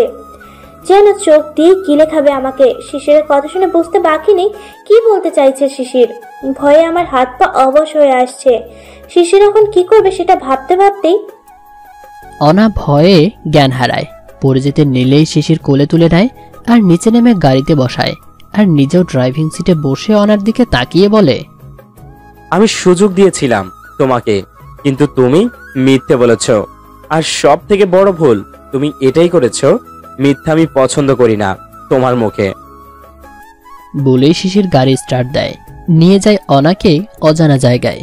শিশির ভ্রু কুচকে এক মনে ড্রাইভ করছে আর ফিরে তাকায়নি অনার দিকে। হঠাৎ গাড়ি থামিয়ে অনার দিকে তাকায় শিশির আর বলে, কঠিন শাস্তি পাবে মিসেস সোহানা। আজকের পর আর কোনোদিন মিথ্যে বলবে না তুমি। জ্ঞান ফিরলে অনা দেখতে পায় উপরে খোলা আকাশ। আস্তে আস্তে শুয়ে থাকে, উঠে বসে, দুহাতে মাথা চেপে ধরে বড় বড় শ্বাস নিয়েই অনা বুঝতে পারে আশেপাশে কোথা থেকে দুর্গন্ধ আসছে, যা সহ্য করার মতো না। বমি পাচ্ছে অনার। হঠাৎ মাথায় আসে আমি কই আছি আর শিশির কই। ওই সময়ের কথা মনে পড়তেই বুঝতে বাকি নেই শিশিরই আমাকে এখানে নিয়ে এসেছে, কিন্তু কেন? তাই আমি ভালোভাবে আশেপাশে তাকাই, দেখি পুরাতন একটা রুম। উপরে না আছে ছাদ, না আছে চাল, আর দুর্গন্ধটা ক্রমশ তীব্র থেকে তীব্র হচ্ছে। হঠাৎ চোখ পড়ে রুমের মধ্যে, মাঝখানে রক্ত মাখামাখি চা শুকিয়ে আছে, তার পাশে এটা মরা কুকুর যার পচা দুর্গন্ধ বেরোচ্ছে। ল্যাম্পপোস্টের আলোতে আস্তে আস্তে রুমের সব স্পষ্ট দেখতে আমি চিৎকার করে উঠি, আম্মু বলে। রুমের খুবই বাজে অবস্থা। এসব দেখে আমি তাড়াতাড়ি দাঁড়িয়ে যাই আর দরজা খুঁজতে থাকি, কিন্তু পাই না। ভয়ে কলিজা শুকিয়ে আসছে, আমি ফোঁপাচ্ছি, ভয়ে হাত পা অবশ প্রায়। তাই চেঁচিয়ে না আস্তে আস্তে শিশিরকে ডাকতে লাগলাম, শিশির প্লিজ, শিশির দেখুন, আমি জানি আমি ভুল করেছি। শিশির খুব ভয় করছে, শিশির প্লিজ খুলে দিন, প্লিজ শিশির প্লিজ। অনেক আকুতি মিনতি করার পরেও শিশির কোনো সাড়াশব্দ পেলাম না। ভাবতে লাগলাম শিশির আমাকে এখানে ফেলে চলে গেল না তো? ভয়ে আমার হাত পা ভেঙে আসছে। আমি ওই মরা কুকুরের দিকে তাকিয়ে আছি, চোখ বেয়ে পানি পড়ছে আমার। আমি আবার টাকা ধরি, এই শিশির প্লিজ খুলে দিন, আমি আর কোনোদিন মিথ্যে বলবো না, পিয়ালের আশেপাশেও যাব না, প্লিজ খুলে দিন দরজাটা। শিশির ওইখানে রুমের বাইরে নিঃশব্দে বিয়ার খাচ্ছিল। শিশির ওয়েট করছিল অনার মুখে লাস্ট কথাগুলো শোনার, কারণ অনার মুখে এই মুহূর্তে পিয়ালের নামটা এইটাই বুঝায় পিয়াল আজ বাগানে এসেছিল, যেটা শিশির সন্দেহ করেছিল। আর সেটাই অনা বুঝতে পেরে এভাবে বলছে। তাই এবার শিশির বলে উঠল, আমাকে পাগল মনে হয় মিসেস অনা তোমার? আমি শিশির গলা শুনে যেমন নিজের প্রাণ ফিরে পাই, অস্থির হয়ে বলি, প্লিজ শিশির খুলে দিন দরজা, প্লিজ প্লিজ। শিশির চেঁচিয়ে বলে ওঠে, আমাকে পাগল মনে হয়?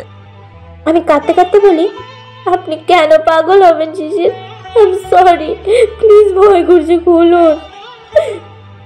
শিশির অদ্ভুতভাবে হাসে অনার কথা শুনে। আমি সত্যি পাগল মিসেস অনা, কিন্তু অতটা পাগল নয় যে নিজের বউকে তার ভাইয়ের সাথে ফষ্টি নষ্টি করতে দেখেও কিচ্ছু বলবো না। আমি চিৎকার করে বলি, প্লিজ শিশির আপনি যা শাস্তি দেওয়ার দিন, কিন্তু এখান থেকে বের করুন আপনি প্লিজ। শিশির রেগে চেঁচিয়ে ওঠে, আগে বলো পিয়াল কেন এখানে এসেছিল, আর এখন মিথ্যা বলার বা অস্বীকার করার কথা চিন্তাও করিস না। আমি বাগানে যেতে যেতে পিয়ালের মতো কণ্ঠ শুনতে পেয়েছি, আর পায়ের ছাপও দেখেছি আসার আর যাওয়ার। ও আর তোর শরীরে পিয়ালের পারফিউমের গন্ধ পেয়েছি। তাই মিথ্যা না বানিয়ে কথা বলার চিন্তা ভুলে যা। ডাইরেক্ট পিয়াল কেন এসেছিল সেটা বল, না হলে এখানেই ফেলেই চলে যাব আমি। কি বলবো আমি এখন? আমি পুরো ফেঁসে গেছি, আমাকে বলতেই হবে, কিন্তু সব শুনে শিশির কি করবে তা ভাবতেই আমার লোম দাঁড়িয়ে যাচ্ছে। কি হলো অনা, এখানেই মরার শখ আছে? ওকে, দেন আমি গেলাম। আমি আর কিছু চিন্তা না করে বললাম, না না প্লিজ, আমি বলছি। আমি সব খুলে বললাম, কিছু বাদ দেইনি। সব শুনে শিশির বলল, ওকে আমি যাচ্ছি, তুমি তোমার লাভারকে বলে দাও তোমাকে এখান থেকে নিয়ে যেতে। আমি গেলাম। গুড নাইট মিসেস ওনা। প্লিজ শিশির, আমি সব বলছি তো। তাহলে কেন এমন করছেন? প্লিজ খুলে দিন না। প্লিজ শিশির, আমি মরে যাবো এখানে। চুপ কর, আমি তোর জন্য আমার সব শেষ করে দিয়েছে আমার মা। চুপ হয়ে যায় এটুকু বলেই তাড়াতাড়ি চলে যায় সেখান থেকে গাড়ির কাছে। শিশির রেগে একের পর এক বিয়ার খেয়েই যাচ্ছে গাড়ির ডিক্কি থেকে নিয়ে। খুব রাগ লাগছে শিশিরের অনার কথা শুনে। পিয়াল পিয়াল, তোকে এই মুহূর্তে সামনে পেলে কালকে সূর্য আর তুই দেখতে পাইতি না। বুঝতে অন্যের বউকে ভালোবাসার অভিনয় করার মজা, কাপুরুষ রিয়াকশন টলারেট হয়নি, আর অমনি সংসার ভাঙার পিছনে পড়েছিস ওনার। ভালোবাসি না আমি ওনাকে, কিন্তু মানুষ চিনি আমি। তোর মতো একটা কাপুরুষের কাছে কখনো দিব না আমার বউ। কথাগুলো বলে শিশির থমকে যায়। কি বলছি আমি এসব? এই মেয়ে জাহান্নামে যাক, এই মেয়ের জন্যই তো এই বাড়ি থেকে, ওই রুম থেকে আমার নিশুর লাশ পেয়েছে সবাই। এই মেয়ে মরলেও আমার যায় আসে না। এইদিকে অনা অনেকক্ষণ ডাকাডাকি করেই শিশিরের সারা শব্দ না পেয়ে ভয়ে, বাজে গন্ধে আর অস্থিরতায় একসময় আবার জ্ঞান হারায়। শিশির প্রায় অনেকক্ষণ পর এসে দরজা খুলে দেখে অনা জ্ঞান হারিয়ে পড়ে আছে। শিশির আর অনাকে জাগানোর চেষ্টা করে না, কোলে তুলে গাড়িতে বসিয়ে নিয়েও বসে গাড়ি স্টার্ট দেয়। বাড়ির উদ্দেশ্যে রওনা দেয় শিশির। রাত প্রায় 4টা বাজে। বাড়ি যেতে যেতে বিকেল হবে, ততক্ষণে শিশিরের মাও চলে যাবে। সেই চিন্তা করেই শিশির বাড়িতে রওনা দেয়। অনা এখনো অজ্ঞান, ছিটে পড়ে আছে।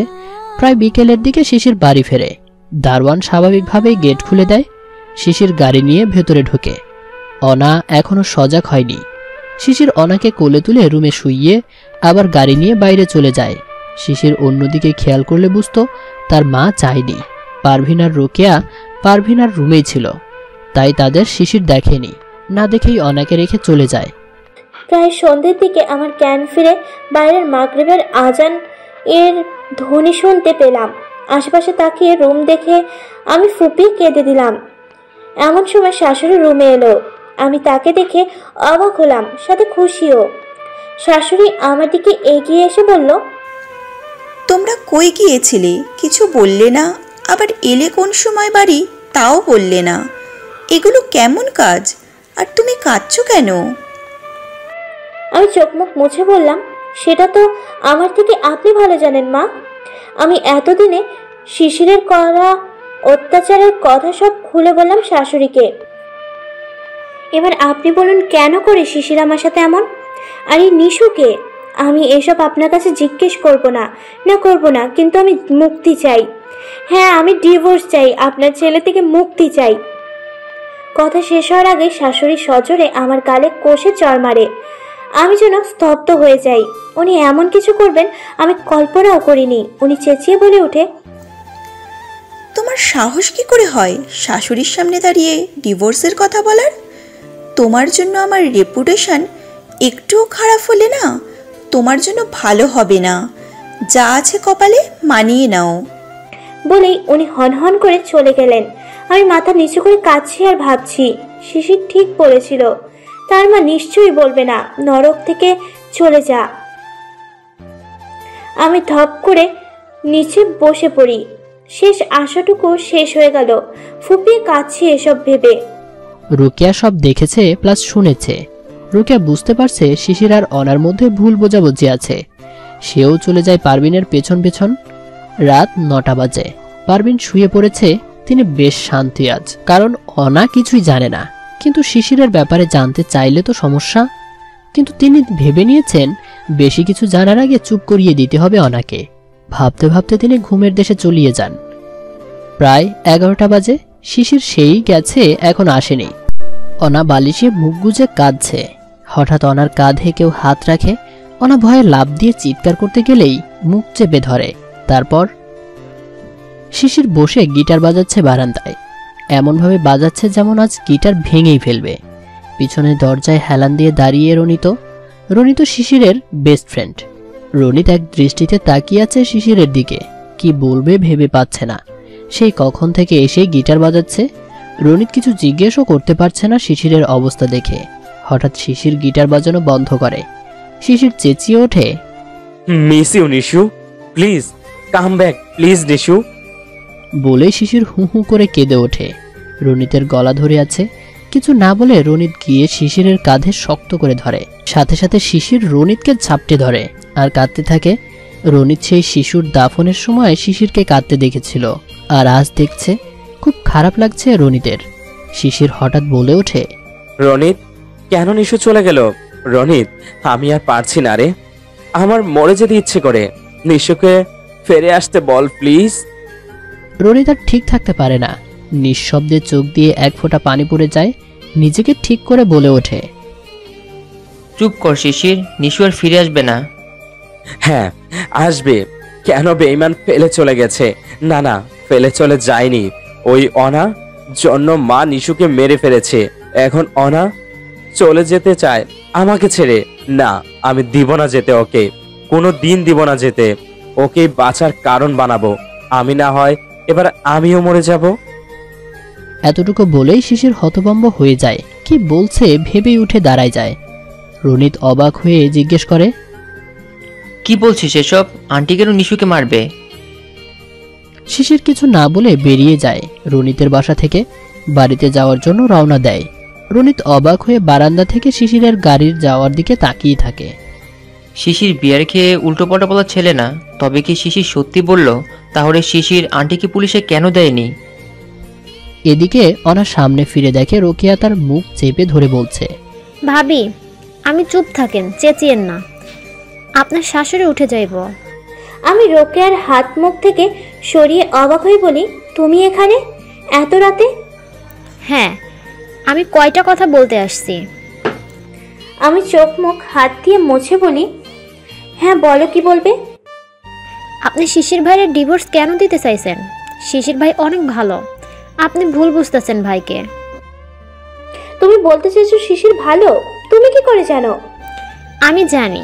আমি আজ 7 বছর থাইকা পারভিন আপার সাথে থাকি, সবই বুঝি আমি। শিশির ভাই খুব ভালো একজন মানুষ। আমার মনে হলো এই মেয়ে সব জানে, 7 বছর ধরে ওদের সাথে থাকে, তাই আমি জিজ্ঞেস করলাম, আচ্ছা তাহলে নিশুকে? শিশির কি কোনো খারাপ অতীত আছে? রোকেয়া দীর্ঘশ্বাস ফেলে বলল, হ্যাঁ, আজ আমি আপনারা সব বলতেই আসছি। আসলে আমার খুব মায়া হয় ছেলেটার জন্য, তাই আমি ওনার সংসারটা বাঁচাইতে চাই, এইটুকুই, আর কিছু না। তবে হ্যাঁ, পারভিন আপা যেন কিছু না জানেন। আমি নিঃশব্দে মাথা দোলালাম। মেয়েটা বলতে শুরু করলো। আমি অধীর আগ্রহ নিয়ে শুনতে লাগলাম। শিশির ভাই খুব ভালো, ছোট থেকে নাকি হোস্টেলে থাকতো। ওনার বাবা মারা যাওয়ার পরই ওনাকে হোস্টেলে দিয়ে আসে। আপা নিজের ক্যারিয়ার করেন আর খুব ভালো লয়ার হয়। আপার শিশির ভাইয়ের সম্পর্ক ভালোই ছিল। প্রতি মাসে শিশির ভাই এসে মার কাছে কিছুদিন বেরিয়ে যেতেন। শিশির ভাই খুব ভালো স্টুডেন্ট ছিল। ইন্টার কমপ্লিট করে আপার কাছে থেকেই ভর্তি পরীক্ষা দেয় আর ঢাকা ইউনিভার্সিটিতে চান্স পায়। আপা অনেক খুশি হয়। দিন ভালোই যাচ্ছিল সবার। আস্তে আস্তে অনেকগুলো বছর কেটে যায়। ভাইয়ের ফাইনাল ইয়ার এক্সাম চলে আসে তখন। আমি আর আপা শুক্রবার দিনে মার্কেট গিয়েছিলাম। রাস্তা জ্যামের জন্য ফেরার পথে আটকে পড়েছিলাম। আপা গাড়ির গ্লাস খুলে আশেপাশে দেখছিলেন। ওই দিন আপা আপনাকে দেখে, ওনার খুব পছন্দ হয় আর ড্রাইভারকে বলে আপনার পিছু নিতে। ওই দিন আপনার বাসা চিনে আসেন আপা। আমাকে বলছিলেন বারবার একেই শিশিরের বউ করব। আমিও খুশি হয়েছিলাম খুব, কিন্তু রাতে সব পাল্টে যায়। ডিনার করছিল আপার ভাইয়া। হঠাৎ শিশির ভাই বলে উঠল, মা, আমি একটা মেয়েকে ভালোবাসি। শিশির ভাইয়ের এমন কথায় আপা স্তব্ধ হয়ে যায়। ওনার মুখটা কালো হয়ে যায়। আপা গম্ভীর মুখে বলে ওঠে, যেই হোক, আগে আমার পছন্দ হতে হবে। কাল সকালে আমার চেম্বারে পাঠিয়ে দিও, আমি কথা বলে নেব। শিশির ভাই ভয়ে আর কিছু না বলে মাথা দোলায়। পরদিন আমি দুপুরবেলা আপার খাবার নিয়ে রোজকার মতো তার চেম্বারে রওনা দেই। পৌঁছে গিয়ে আমি আপার রুমে ঢুকবো, কিন্তু আর ঢুকতে পারে না, কারণ ভেতর থেকে বেশ চেঁচামেচির শব্দ পাচ্ছি। তারপর আমি কান পেতে শুনে বুঝতে পারি এটা সেই মেয়ে রাতে শিশির ভাই যার কথা বলছিল। আমি অবাক হয়ে বললাম, ভিতরে কি হয়েছিল? আসলে আপা কেস জিতার জন্য অনেক কিছু করত, মানুষ পর্যন্ত খুন করত। ওনার অনেক লোক ছিল গুন্ডা টাইপ, যেগুলা দিয়ে তিনি মানুষ মারতেন। নিশু আপা যখন আপার রুমে ঢোকেন, আপা তখন ফোনে কাউকে মারার কথাই বলছিল, যা সব নিশু আপা শুনে নেন। আর ভিতরে গিয়ে আপাকে বলে সবাইকে বলে দিবে, মুখোশ খুলে দেবে ভালো লয়ার হওয়ার, পুলিশে দিবেন, শিশির ভাইকেও বলবেন। ব্যাস, এই কথাগুলি নিশু আপার জন্য কাল হয়ে দাঁড়ায়। ওই দিনই নিশু আপাকে মেরে ফেলেন আপা। শিশির ভাই কিভাবে যেন জেনে যায় তার মাই মেরেছে তার ভালোবাসার মানুষকে। দৌড়ে আসেন মার কাছে শিশির ভাই, কারণ লাশটাও পাচ্ছিল না কেউ নিশু আপার। মার কাছে এসে শিশির ভাই প্রশ্ন করে, কেন করলে এমন? কি দোষ ছিল আমার নিশু? আপা যেন আকাশ থেকে পড়ে, শিশির জানলো কেমনে? এই ভেবে শিশির ভাই কাঁদতে কাঁদতে বলে, কেন করলে একবার বলো। আপা স্বীকার করেন উনিই মেরেছেন, কিন্তু সব বলেন না। উনি বলেন ওনার মেয়ে পছন্দ হয়নি, তাই তিনি মেরে ফেলেন নিশু আপাকে। তিনি আসল কথা লুকিয়ে যায়। আপা এই পর্যন্ত থেমে থাকেনি যখন শিশির ভাই বলল, খুনি তুমি, আমি তোমাকে পুলিশে দিব। তখন আপা বলে ওঠে, এই কাজ ভুলেও করো না, তাহলে নিশুর ফ্যামিলিকেও শেষ করে দেব। ওনারা এখন আমার কাছেই আছে। কেন জানি না শিশির ভাই এই কথা শুনে নুইয়ে যায় আর আপার পা ধরে বলে, কিচ্ছু করো না, ওনাদের নিশুকে বাঁচাতে পারিনি, তার ফ্যামিলিকেও মরতে দিতে পারি না। আমি কিচ্ছু করব না, তুমি শুধু নিশুর লাশটা আমাকে দাও, দোয়া করো। আপা রাজি হয়, কারণ লাশটা পাওয়া গেলে আবার এটা নিয়ে কিছু হলে আবারই সমস্যা হতে পারে। কারণ নিশু লাস্ট ওনার সাথেই দেখা করতে গিয়েছিল। আপা শর্ত দেয় লাশ দেওয়ার জন্য, শিশির ভাইকে কোনো পুলিশ কেস যেন না করে। তারপর শিশির ভাই আপার থেকে লাশ কোন জায়গায় আছে জেনে ওনার বন্ধুদের সাথে লাশ উদ্ধার করতে, কোনো পুলিশ খবর না দিতে। উনি যেতে পারেননি, কারণ সেই অবস্থায় শিশির ভাই ছিল না। এরপর কি হয়েছে আর আমি জানি না, কিন্তু ওই দিন রাতেই শিশির ভাই বাড়ি থেকে বেরিয়ে যান। আর দুদিন পর আপা আমাকে নিয়ে হসপিটালে যায়। শিশির ভাইয়ের কি যেন হয়েছে বলে আমাকে আপা। গিয়ে দেখি শিশির ভাইকে 4 জন মিলে ধরে রেখেছে, আর শিশির ভাই গলা ফেটে নিশু নিশু করছে আর বলছে, আমার নিশু ওই অন্ধকারে কি করে থাকবে? আমার নিশু। ওনার কান্না দেখে বন্ধুরা ডক্টররাও কাঁদছিল। পরে জানতে পারেন নিশু আপাকে দাফন করার পর মানসিক ভারসাম্য হারিয়ে ফেলেছিলেন শিশির ভাই। আপাও ছিলেন এমন হাল দেখতে পারেননি। ভালো ভালো ডক্টর দিয়ে চিকিৎসা করাই 3 মাস। অ্যাসাইলামে ছিল তাই তো? 3 মাস পর শিশির ভাই স্বাভাবিক হয়ে ওঠে। তারপর এই বাড়িতে চলে আসেন। আপার চেহারাও দেখতে চাইতেন না। এভাবে অনেক দিন চলে গেল। আপা ভাবেন শিশির ভাইয়ের বিয়ে দিবেন। আপনার বাসা সব ঠিক করে আসেন আপা নিজে গিয়ে, আপনার ফ্যামিলিও রাজি হয়ে যায়। তারপর একদিন শিশির ভাইয়ের কাছে গিয়ে আপা বলে তার বিয়ে ঠিক করেছে, বিয়ে করে নিতে, আস্তে আস্তে সব ঠিক হয়ে যাবে। শিশির ভাই কোনোভাবেই নারাজ। তারপর আপা রেগে বলেন, তুমি বিয়ে না করলে নিশুর ফ্যামিলিকেও মেরে ফেলবো আমি। আর অনার জন্যই আমি নিশুকে মেরেছি। অনা মেয়েটাকে আমার খুব পছন্দ হয়েছিল অনেক আগেই। ওই মেয়ে নিশুকে আমার একটুও পছন্দ হয়নি, তাই তোমার লাইফ থেকে দূর করে দিয়েছি। আপার সেই কথার জন্যই শিশির ভাই হয়তো আপনাকে ভুল বুঝেছে, মনে করে আপনার জন্য নিশুকে মেরেছেন আপা। তারপর আর কি, বাধ্য হয়ে বিয়ে করে নেন ভাই আপনাকে। আপাও নিজের খারাপ কাজ চালিয়ে যায়, কোনো শাস্তি হয় না, না কেউ কিছু জানতে পারে। আমার 2 চোখ দিয়ে গড়িয়ে পানি পড়ছে। আমি ভাবছি শিশির ঠিক বলেছিল, আমরা একজনকে যেমন দেখি, ভাবি, চিন্তা করি, আমাদের চিন্তার সাথে সব সময় সব মিলে না। আমি কল্পনাও করিনি আমার শাশুড়ি এমন হবেন। রোকেয়া বলে ওঠে, শিশির ভাই যদি আপনার সাথে খারাপ কিছু করে থাকে তা ভুল বুঝে, আর হয়তো আপার রাগটাও আপনার উপর দেখিয়েছে। তাই বলে ওনাকে ছেড়ে দিয়েন না, আস্তে আস্তে সব ঠিক হয়ে যাবে। আচ্ছা, শিশির নিশুর ফ্যামিলিকে কি বলেছিল? নিশু মারা গেছে? ওইসব আমি জানি না, কাঁদিয়েন না। আশা করি আপনি শিশির ভাইকে ফেলে যাবেন না। ছেলেটা বড্ড একা, আপনাকে তার খুব দরকার। আর আপনি আজ সবই জানেন ভাইয়ের অতীত। তাই নিজেকে শিশির ভাইয়ের জায়গায় রেখে ভাববেন আপনি শিশির ভাইয়ের জায়গায় থাকলে ঠিক কি করতেন। আর কিছু বলবো না, আশা করি আমি। রোকেয়া চলে যায়। আমার খুব জানতে ইচ্ছে করছে নিশু আর শিশিরের সম্পর্ক কেমন ছিল, তাদের লাভ স্টোরি কেমন ছিল, নিশুর ফ্যামিলি এখন কই, শিশির কিভাবে হ্যান্ডেল করেছিল সব, পুলিশ কেন ডাকেনি মার আড়ালে। এসব চিন্তার মাঝেই হঠাৎ কেউ আমার পেছন থেকে কোমর জড়িয়ে ধরে দু হাতে। আমি ভয় পেয়ে পেছনে তাকিয়ে দেখি শিশির করুণ চোখে তাকিয়ে আছে আমার দিকে। আমি কিছু বলবো তার আগেই শিশির নিজের ঠোঁট চেপে ধরে আমার ঠোঁটে। আমি স্তব্ধ হয়ে যাই। এমন কিছু শিশির করবে আমাকে আমি মনে হয় তা কোনো দিন ভাবিনি। কিছুক্ষণ পর ছেড়ে দিয়ে কোলে তুলে নেয়। শিশির আমাকে কোলে তুলে বেডে শুইয়ে আমাকে শক্ত করে জড়িয়ে ধরে কানের কাছে ফিসফিসিয়ে বলে, কাল সব ঠিক করে দিব, ঘুমিয়ে পড়ো। বলেই শিশির আমার মাথায় হাত বুলিয়ে দেয়। আর আমি না চাইতেও একসময় আরামে ঘুমিয়ে পড়ি। সকালে ঘুমের মধ্যেই আমি অনেক চেঁচামেচির শব্দ পাচ্ছি কানে, কিন্তু উঠতেই ইচ্ছে করছে না। হঠাৎ ঘুমের মধ্যেই মাথায় এলো শিশির আমাকে বলেছিল কাল সব ঠিক করে দিবে। এটা মনে হতেই আমি লাফ দিয়ে উঠে দৌড়ে বাইরে যাই, আর ওপর থেকে ওকে দিয়ে নিচে দেখি পুরো ড্রয়িং রুম ভর্তি মিডিয়া, পুলিশ, শিশিরের ওই দিন আসা বন্ধুগুলি, আরও অনেকেই। আর আমার শাশুড়ির হাতে হ্যান্ডকাপ লাগানো মহিলা পুলিশ মাকে নিয়ে যাচ্ছে। বুঝতে বাকি নেই কি হয়েছে এখানে। এসব দেখে আমার প্রচুর ভয় করছে। আমি আর এক পা ও নাড়াতে পারছি না, নিচে যাব দূর। আমি উপর থেকে শিশিরের দিকে তাকিয়ে আছি। শিশিরের চোখ মুখ লাল, ভয়ে আছে, ভ্রু কচকানো, কপালে চিন্তার ভাঁজ, পাশেই রোকেয়া দাঁড়ানো। আমি কিছুই বুঝলাম না শিশির এতদিন পর মাকে কেন পুলিশে দিচ্ছে। বেশ কিছুক্ষণ পর সবাই চলে যায়। শিশিরের বন্ধুরা শিশিরকে অনেক কিছু বুঝিয়ে তারাও বেরিয়ে যায় বাসা থেকে। রোকেয়াকেও সাথে নিয়ে যায় ওরা। এটা দেখে কাপা কাপা পায়ে আমি নিচে যাই। শিশির এখনো দাঁড়িয়েই আছে। এসব কি হচ্ছে শিশির? শিশির মাথা তুলে আমার দিকে তাকিয়ে বলল, কাল রাতে রোকেয়া তোমাকে যা বলেছিল সব কথা আমি শুনেছি।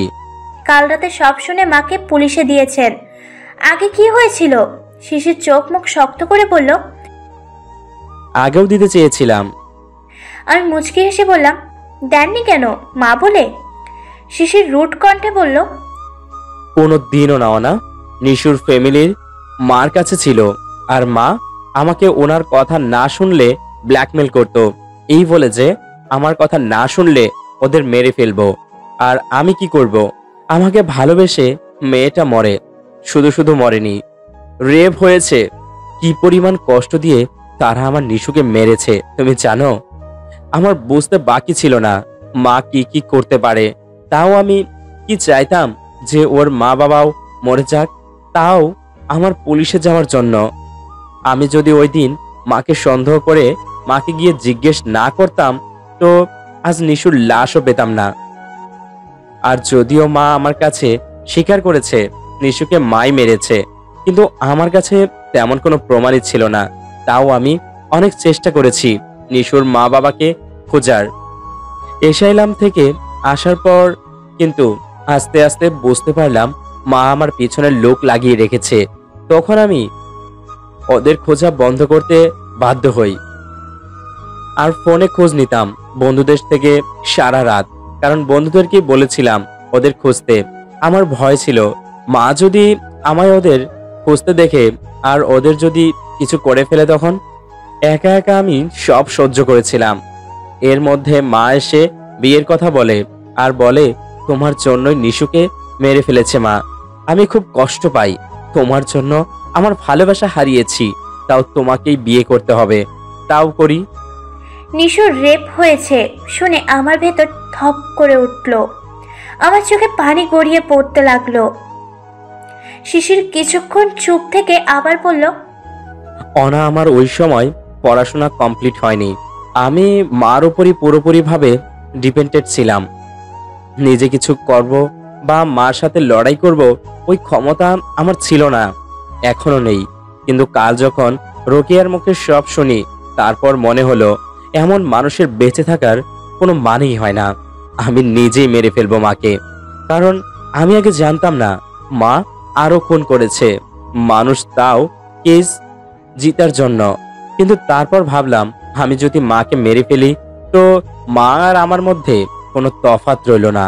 তাই রাতে তোমাকে ঘুম পাড়িয়ে আমি রোকেয়ার কাছে যাই আর তাকে রাজি করাই পুলিশকে সব বলতে। মেয়েটা রাজি হয়ে যায় আর রাতেই আমি বন্ধুদের সব খুলে বলি। আগে কিছুই বলিনি ওদেরকে, কিছু লুকিয়ে গেছি। সবটা এই বলে পুলিশে গেলে পোস্টমর্টেম করতে হবে। আমি নিশুকে আর কষ্ট দিতে চাই না। ওই সময় ওরা আমার অবস্থা দেখে রাজি হয়ে যায়। তারপর সব ব্যবস্থা করে রাখতে বলি আমার বন্ধুদের। আর মা কিছু জানার আগেই সকালে বাসার সবাই পুলিশ নিয়ে আসে। মাকে সবাই মিলে চাপ দিতেই সব স্বীকার করে পুলিশের সামনে। তো উনি বলেছেন নিশুর মা বাবা কোথায়? না মা, জানে না ওরা কোথায়। মানে? মানে মা খুব বুদ্ধি করে ওদের এখান থেকে চলে যেতে বাধ্য করেছে। কিন্তু কিভাবে? নিশুর গরিব ঘরের মেয়ে ছিল, তাই মা ওদের বলেছে এত ছোট ঘরের মেয়েকে মা মেনে নেবেন না।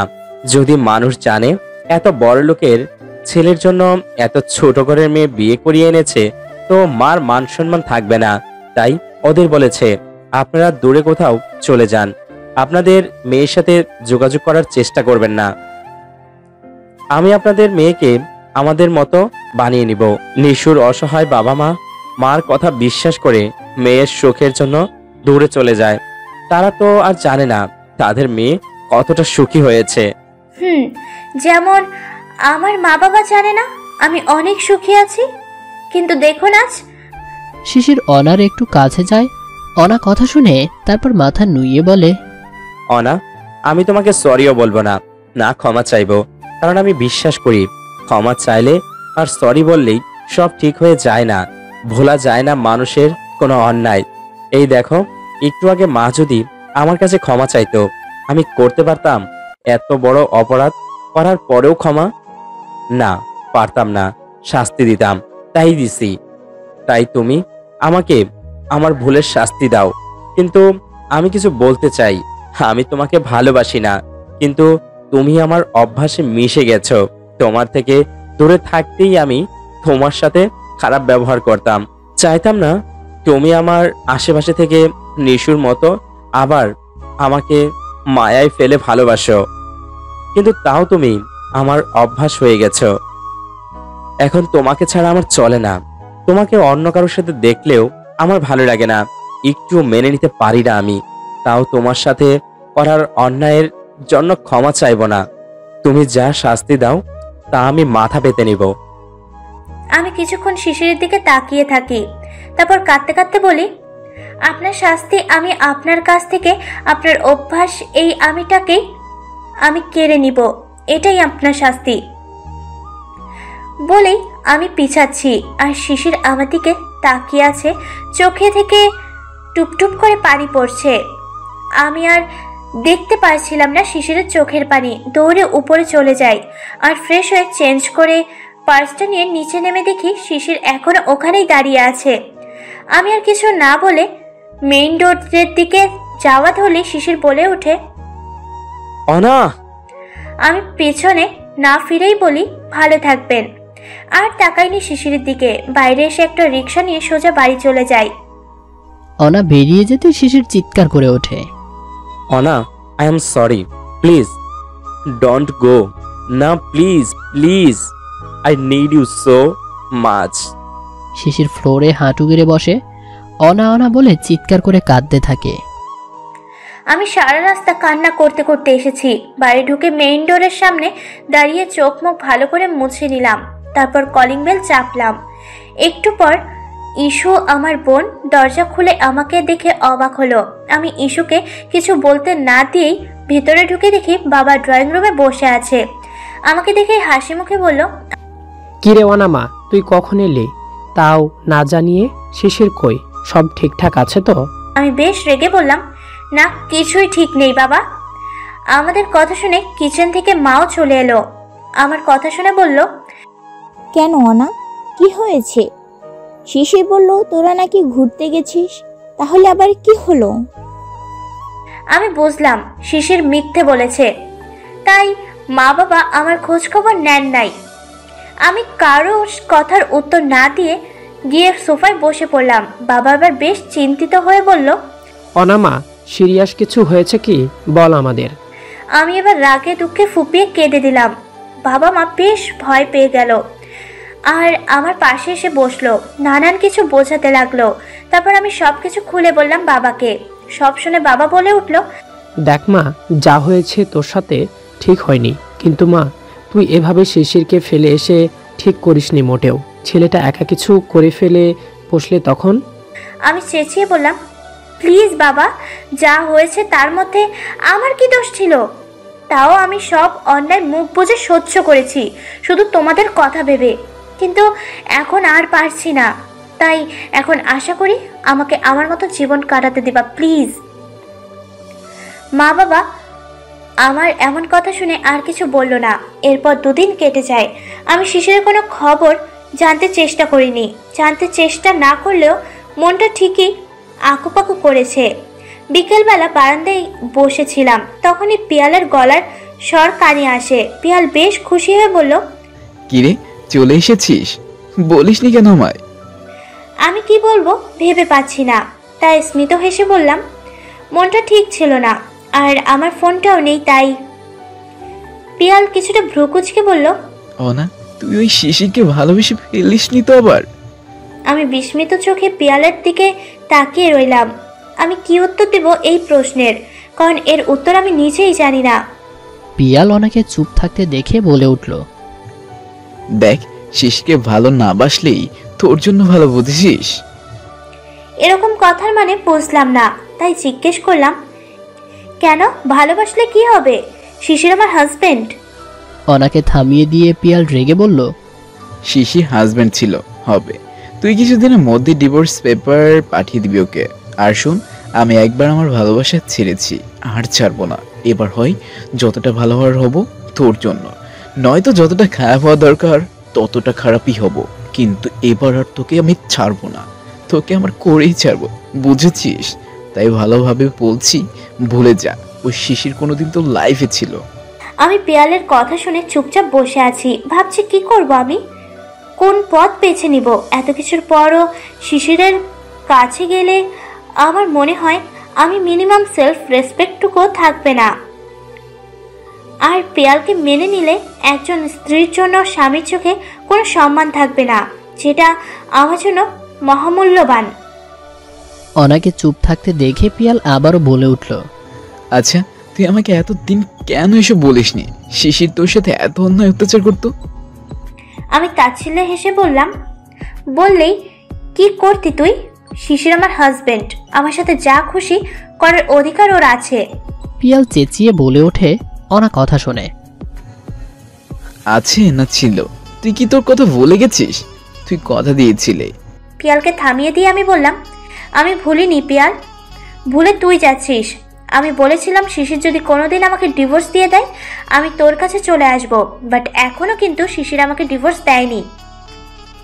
পিয়ালের চোয়াল শক্ত হয়ে এলো। কিছুতেই এতদিনের রাগ কন্ট্রোল হচ্ছে না। পিয়ালের তার মন চাইছে কোষে চর মারতে অনাকে, তারপর চুল ধরে টেনে নিয়ে বিয়ে করে নিতে। কিন্তু এখন রাগলে চলবে না, বুঝে শুনে কথা বলতে হবে। তাই পিয়াল শান্ত স্বরে বলল, অনা, তুই কি কোনোদিন আমায় ভালোবাসে বুঝবি না? দিন কি মনে হয়নি পিয়াল আমাকে ভালোবাসে? কোনোদিন মনে হয়নি আমার ভালোবাসার বিপরীতে তুই আমাকে শুধু কষ্ট দিয়েছিস? সত্যি করে বল, আমি কি কষ্ট পাওয়ার যোগ্য? শুধু প্লিজ একটা বার একটু ভালোবাসা দে প্লিজ। আমি আর পারছি না।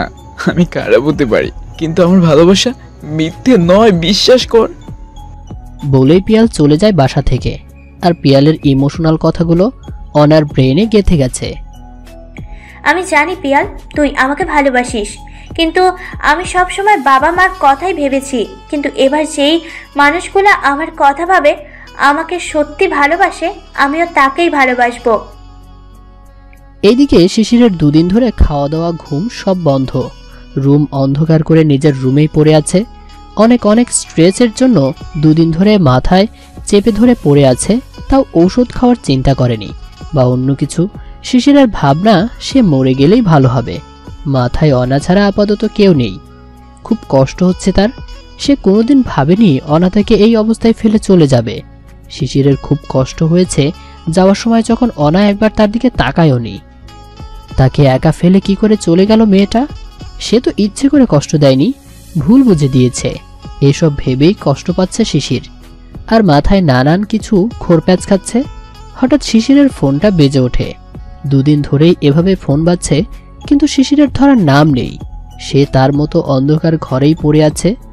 শিশিরকে ফোন করা ব্যক্তি রনিত চেঁচিয়ে ওঠে, আর কত ফোন দিব? শিশির তো ফোনই তুলছে না।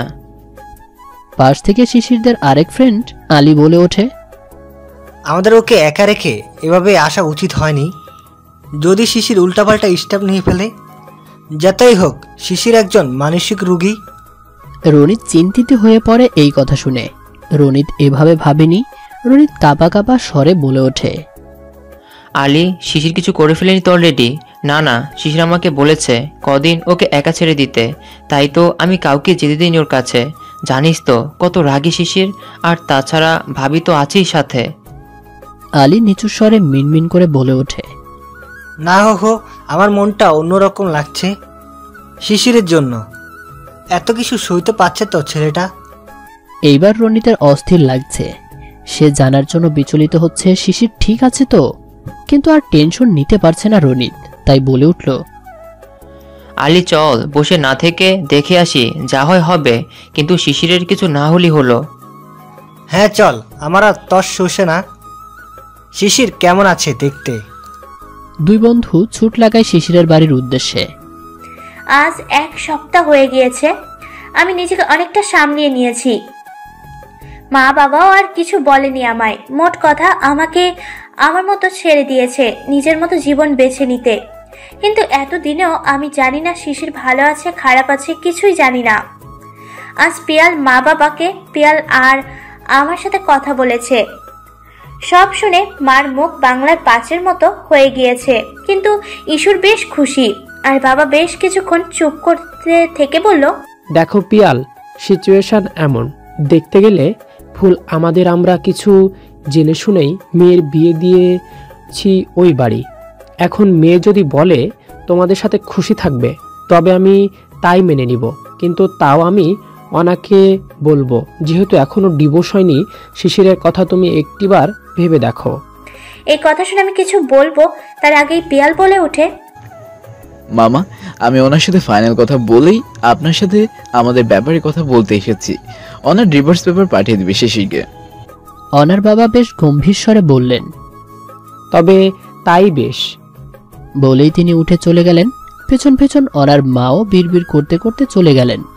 ইস্যু উঠে অনার কাছে এসে বলল, যাক, এতদিনে তাহলে পিয়াল ভাইয়ার ভালোবাসা পূর্ণতা পাবে। তোদেরও বিয়ে হবে ইস্যু। আমি ইস্যুর কথায় অবাক হলাম। ব্রুকুচকে জিজ্ঞেস করলাম, তুই কি করে জানিস কতদিনে ভালোবাসা? ইস্যুর চোখ গোল গোল করে বলে ওঠে, আমি তোমার আগে থেকেই জানি পিয়াল ভাইয়া তোমায় ভালোবাসে। আরে আমার থেকেই তো পিয়াল ভাইয়া তোমার সব খোঁজ খবর নিত। পিয়াল ইস্যুর কথা শুনে ইস্যুর কানে ধরে বলে উঠল, খোঁজ খবর দেওয়ার বদলে কি কি নিতেন সেটাও বলেন একটু। ইস্যু মুখ ভেঙচি কেটে বলল, ইমা, আমি নেব না তো কে নেবে? ফ্রি কাজ আমি এই ইস্যু করি না। আচ্ছা ঠিক আছে, এখন তোমার বোনকে রেডি করে দাও, বাইরে যাব। আমি মামির থেকেই পারমিশন নিয়ে এসেছি। আর হ্যাঁ, আপনার ঘুষ আপনিই পেয়ে যাবেন। ইস্যু কিছু বলবে পিয়ালকে, অনা বলে উঠল, কাউকে কিছু করতে হবে না, আমি কোথাও যাব না। পিয়াল রেগে বলল, যা বলছি করো না, রাগ ওঠাস না প্লিজ, তাহলে ভালো হবে না। অনা কিছু একটা ভেবে বলল, আচ্ছা ঠিক আছে, আমি রেডি হয়ে আসছি। প্রায় 1 ঘন্টা পর পিয়াল অনাকে নিয়ে বেরোলো বাড়ি থেকে। দুজনেই চুপচাপ বসে আছে গাড়িতে। অনা বাইরের দৃশ্য দেখছে, আর পিয়ালের চোখে অনাকে দেখছে আর ড্রাইভ করছে। অনা একটা কালো রঙের শাড়ি পরেছে, মুখে কোনো সাজগোজ নেই। অনার ধবধবে ফর্সা শরীরে কালো শাড়িটাই ফুটে উঠেছে একদম। পিয়াল নজর নড়াতে পারছে না অনার উপর থেকে। পিয়ালের মন চাইছে অনাকে একটু ছুঁয়ে দিতে, কিন্তু পিয়াল জানে এটা এখন অসম্ভব, তাই ড্রাইভিংয়ে মন দেয়। অনা প্রাণপ্রণ দিয়ে দৌড়াচ্ছে, আর বারবার পেছনে তাকাচ্ছে। পিয়ালকে পেছনে না দেখতে পেয়ে অনা দাঁড়িয়ে একটা রিক্সা ডেকে উঠে পড়ে আর কান্নায় ভেঙে পড়ে দুহাতে মুখ চেপে। কিছুক্ষণ আগে একটা পুরনো বাড়িতে নিয়ে যায় পিয়াল অনাকে। অনার কেমন যেন সুবিধা লাগছিল না কিছুই, তাই বাড়িতে ঢুকেই অনা জিজ্ঞেস করে পিয়ালকে, এটা কোথায় আর এই বাড়িতে কেন আসছি আমরা? পিয়াল শয়তানি হাসি দিয়ে বলে, কেন আবার? তোর সাথে একান্ত কিছু মুহূর্ত কাটাবো বলে।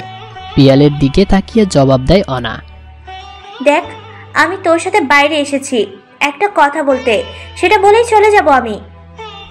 পিয়াল ভ্রুকুচকে বলে, কি কথা বলতে এসেছিস তুই? আমি একটা ঢোক গিলে বলি, আমি শিশিরকে ভালোবাসি। তোকে আমাকে বিয়ে করতে পারবি না, তাই তো? হ্যাঁ। অনার হ্যাঁ শুনেই পিয়াল হ্যাঁচকা টানে অনাকে নিজের বুকে ফেলে, জোর করে কিস করতে চেষ্টা করে। অনা চিৎকার চেঁচামেচি করছে, ছোটাছুটি করছে। এক পর্যায়ে অনার সজোরে ধাক্কা দিয়ে দূরে ফেলে দেয় পিয়ালকে। অনা আর কিছু না বলে দৌড়ে দিয়ে বেরিয়ে যায় বাড়ি থেকে। অনা দাঁড়িয়ে আছে শিশিরের বাড়ির সামনে, ভেতরে ঢোকার সাহস পাচ্ছে না, কোন মুখে যাবে শিশিরের সামনে, তাই ভাবছে অনা। অনেক ভেবে চিন্তে ভেতরে প্রবেশ করে অনা। পুরো বাড়ি থমথমে হয়ে আছে। অনা ভয়ে ভয়ে শিশিরের রুমের দিকে এগোয়। রুমের সামনে যেতেই অনা দেখে ওই দিনের বন্ধুগুলি। অনা দাঁড়িয়ে যায়। অনাকে দেখে আলী, রনিত এগিয়ে আসে অনার দিকে। রনিত বোম্বে মরিচের মতো বলে ওঠে, মরতে ফেলে রেখে গেছেন, এখন কি দেখতে এসেছেন কবর কোথায় দিয়েছে? আলী থ। রনিতের এরূপ কথা শুনে আর অনা স্তব্ধ। তারপর কি মনে করে ঠাস করে লাগিয়ে দেয় এক চর রনিতের গালে আর চেঁচিয়ে বলে ওঠে, মরতে ফেলে রেখে গেলে এখন ফিরে আসতাম না। বলেই আবার কান্নায় ভেঙে পড়ে অনা। রনিত গালে হাত দিয়ে দাঁড়িয়ে আছে। আলী বলে ওঠে, ভাবি, আপনি রোহিতের কথা কষ্ট পাবেন না। শিশির সুইসাইডের চেষ্টা করছিল, তাই তো রনিত। যাই হোক, আপনি এসেছেন ভালোই হয়েছে। শিশিরের খেয়াল রাখবেন। আমরা আসি, আমরা আবার পরে আসব। বলেই আলী রনিতকে নিয়ে চলে যায়। অনা স্তব্ধ, ঠোঁট কাঁপছে অনার, বুকে যেন কেউ ছুরি চালাচ্ছে। সেই ক্রমশ তীব্র থেকে তীব্রতর হচ্ছে। অনা নড়তে পারছে না। অনার কানে এখন শুধু তার বাবার কথা বাজছে। শিশির কিছু করে বসলে হঠাৎ অনা দৌড়ে যায় শিশিরের রুমে। শিশির হাত পা কুচকে গুটিসুটি দিয়ে কোলবালিশ জড়িয়ে ঘুমিয়ে আছে, যেন কোনো নিষ্পাপ বাচ্চা।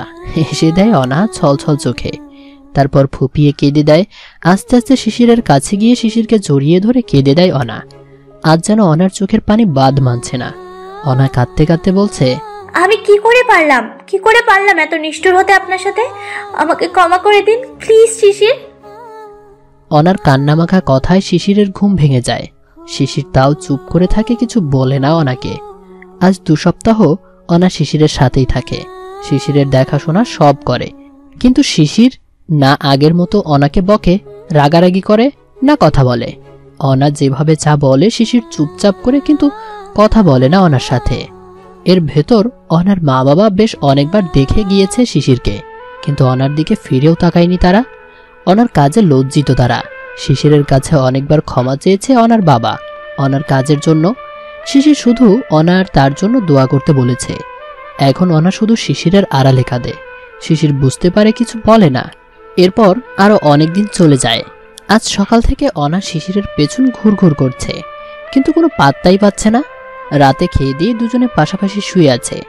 অনার না পেরে শিশিরের দিকে ফিরে আর বলে, খুব কি ক্ষতি হয়ে যাবে আমার সাথে কথা বললে?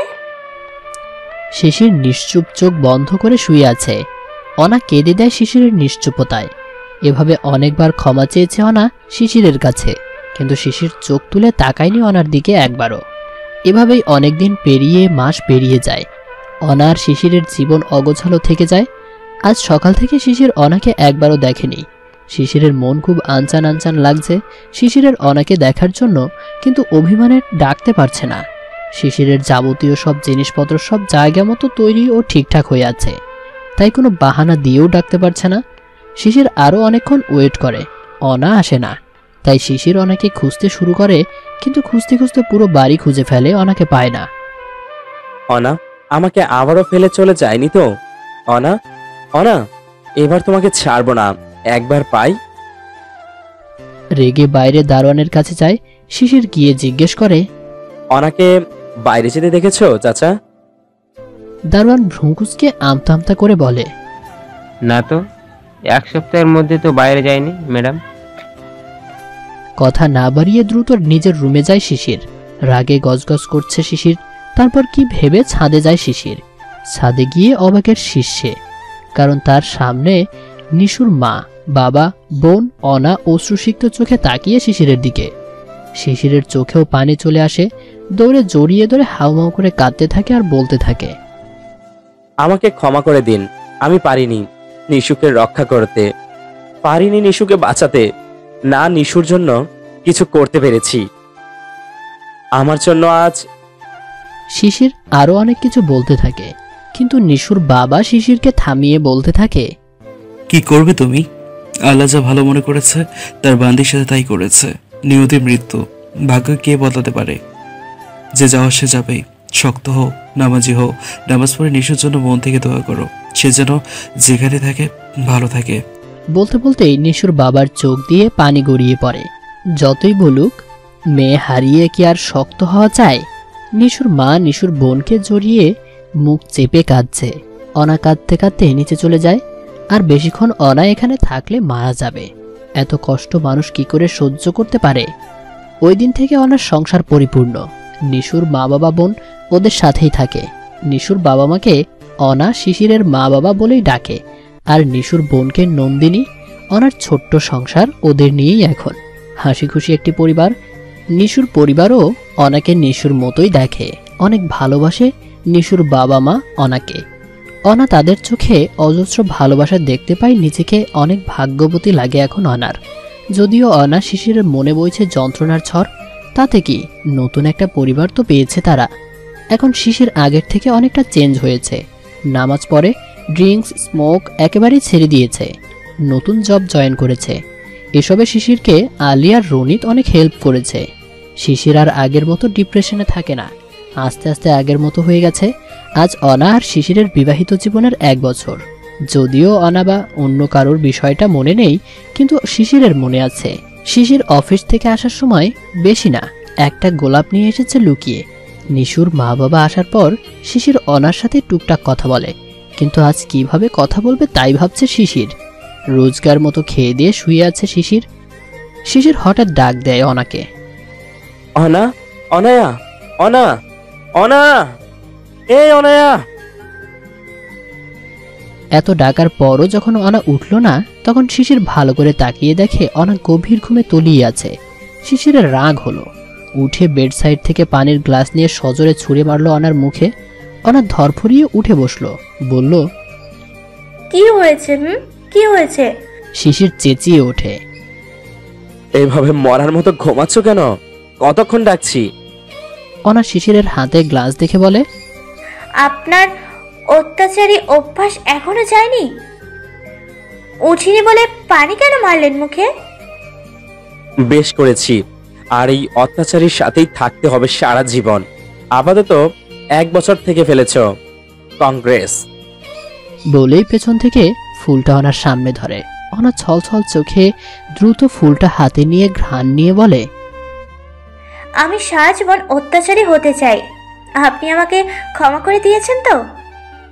সেই দিন যেদিন নিশুর মা বাবাকে খুঁজে এনেছিলে। তাহলে বলেননি কেন? আর আমি খুঁজে আনিনি, পিয়াল এনেছে। অবাক হয় শিশির।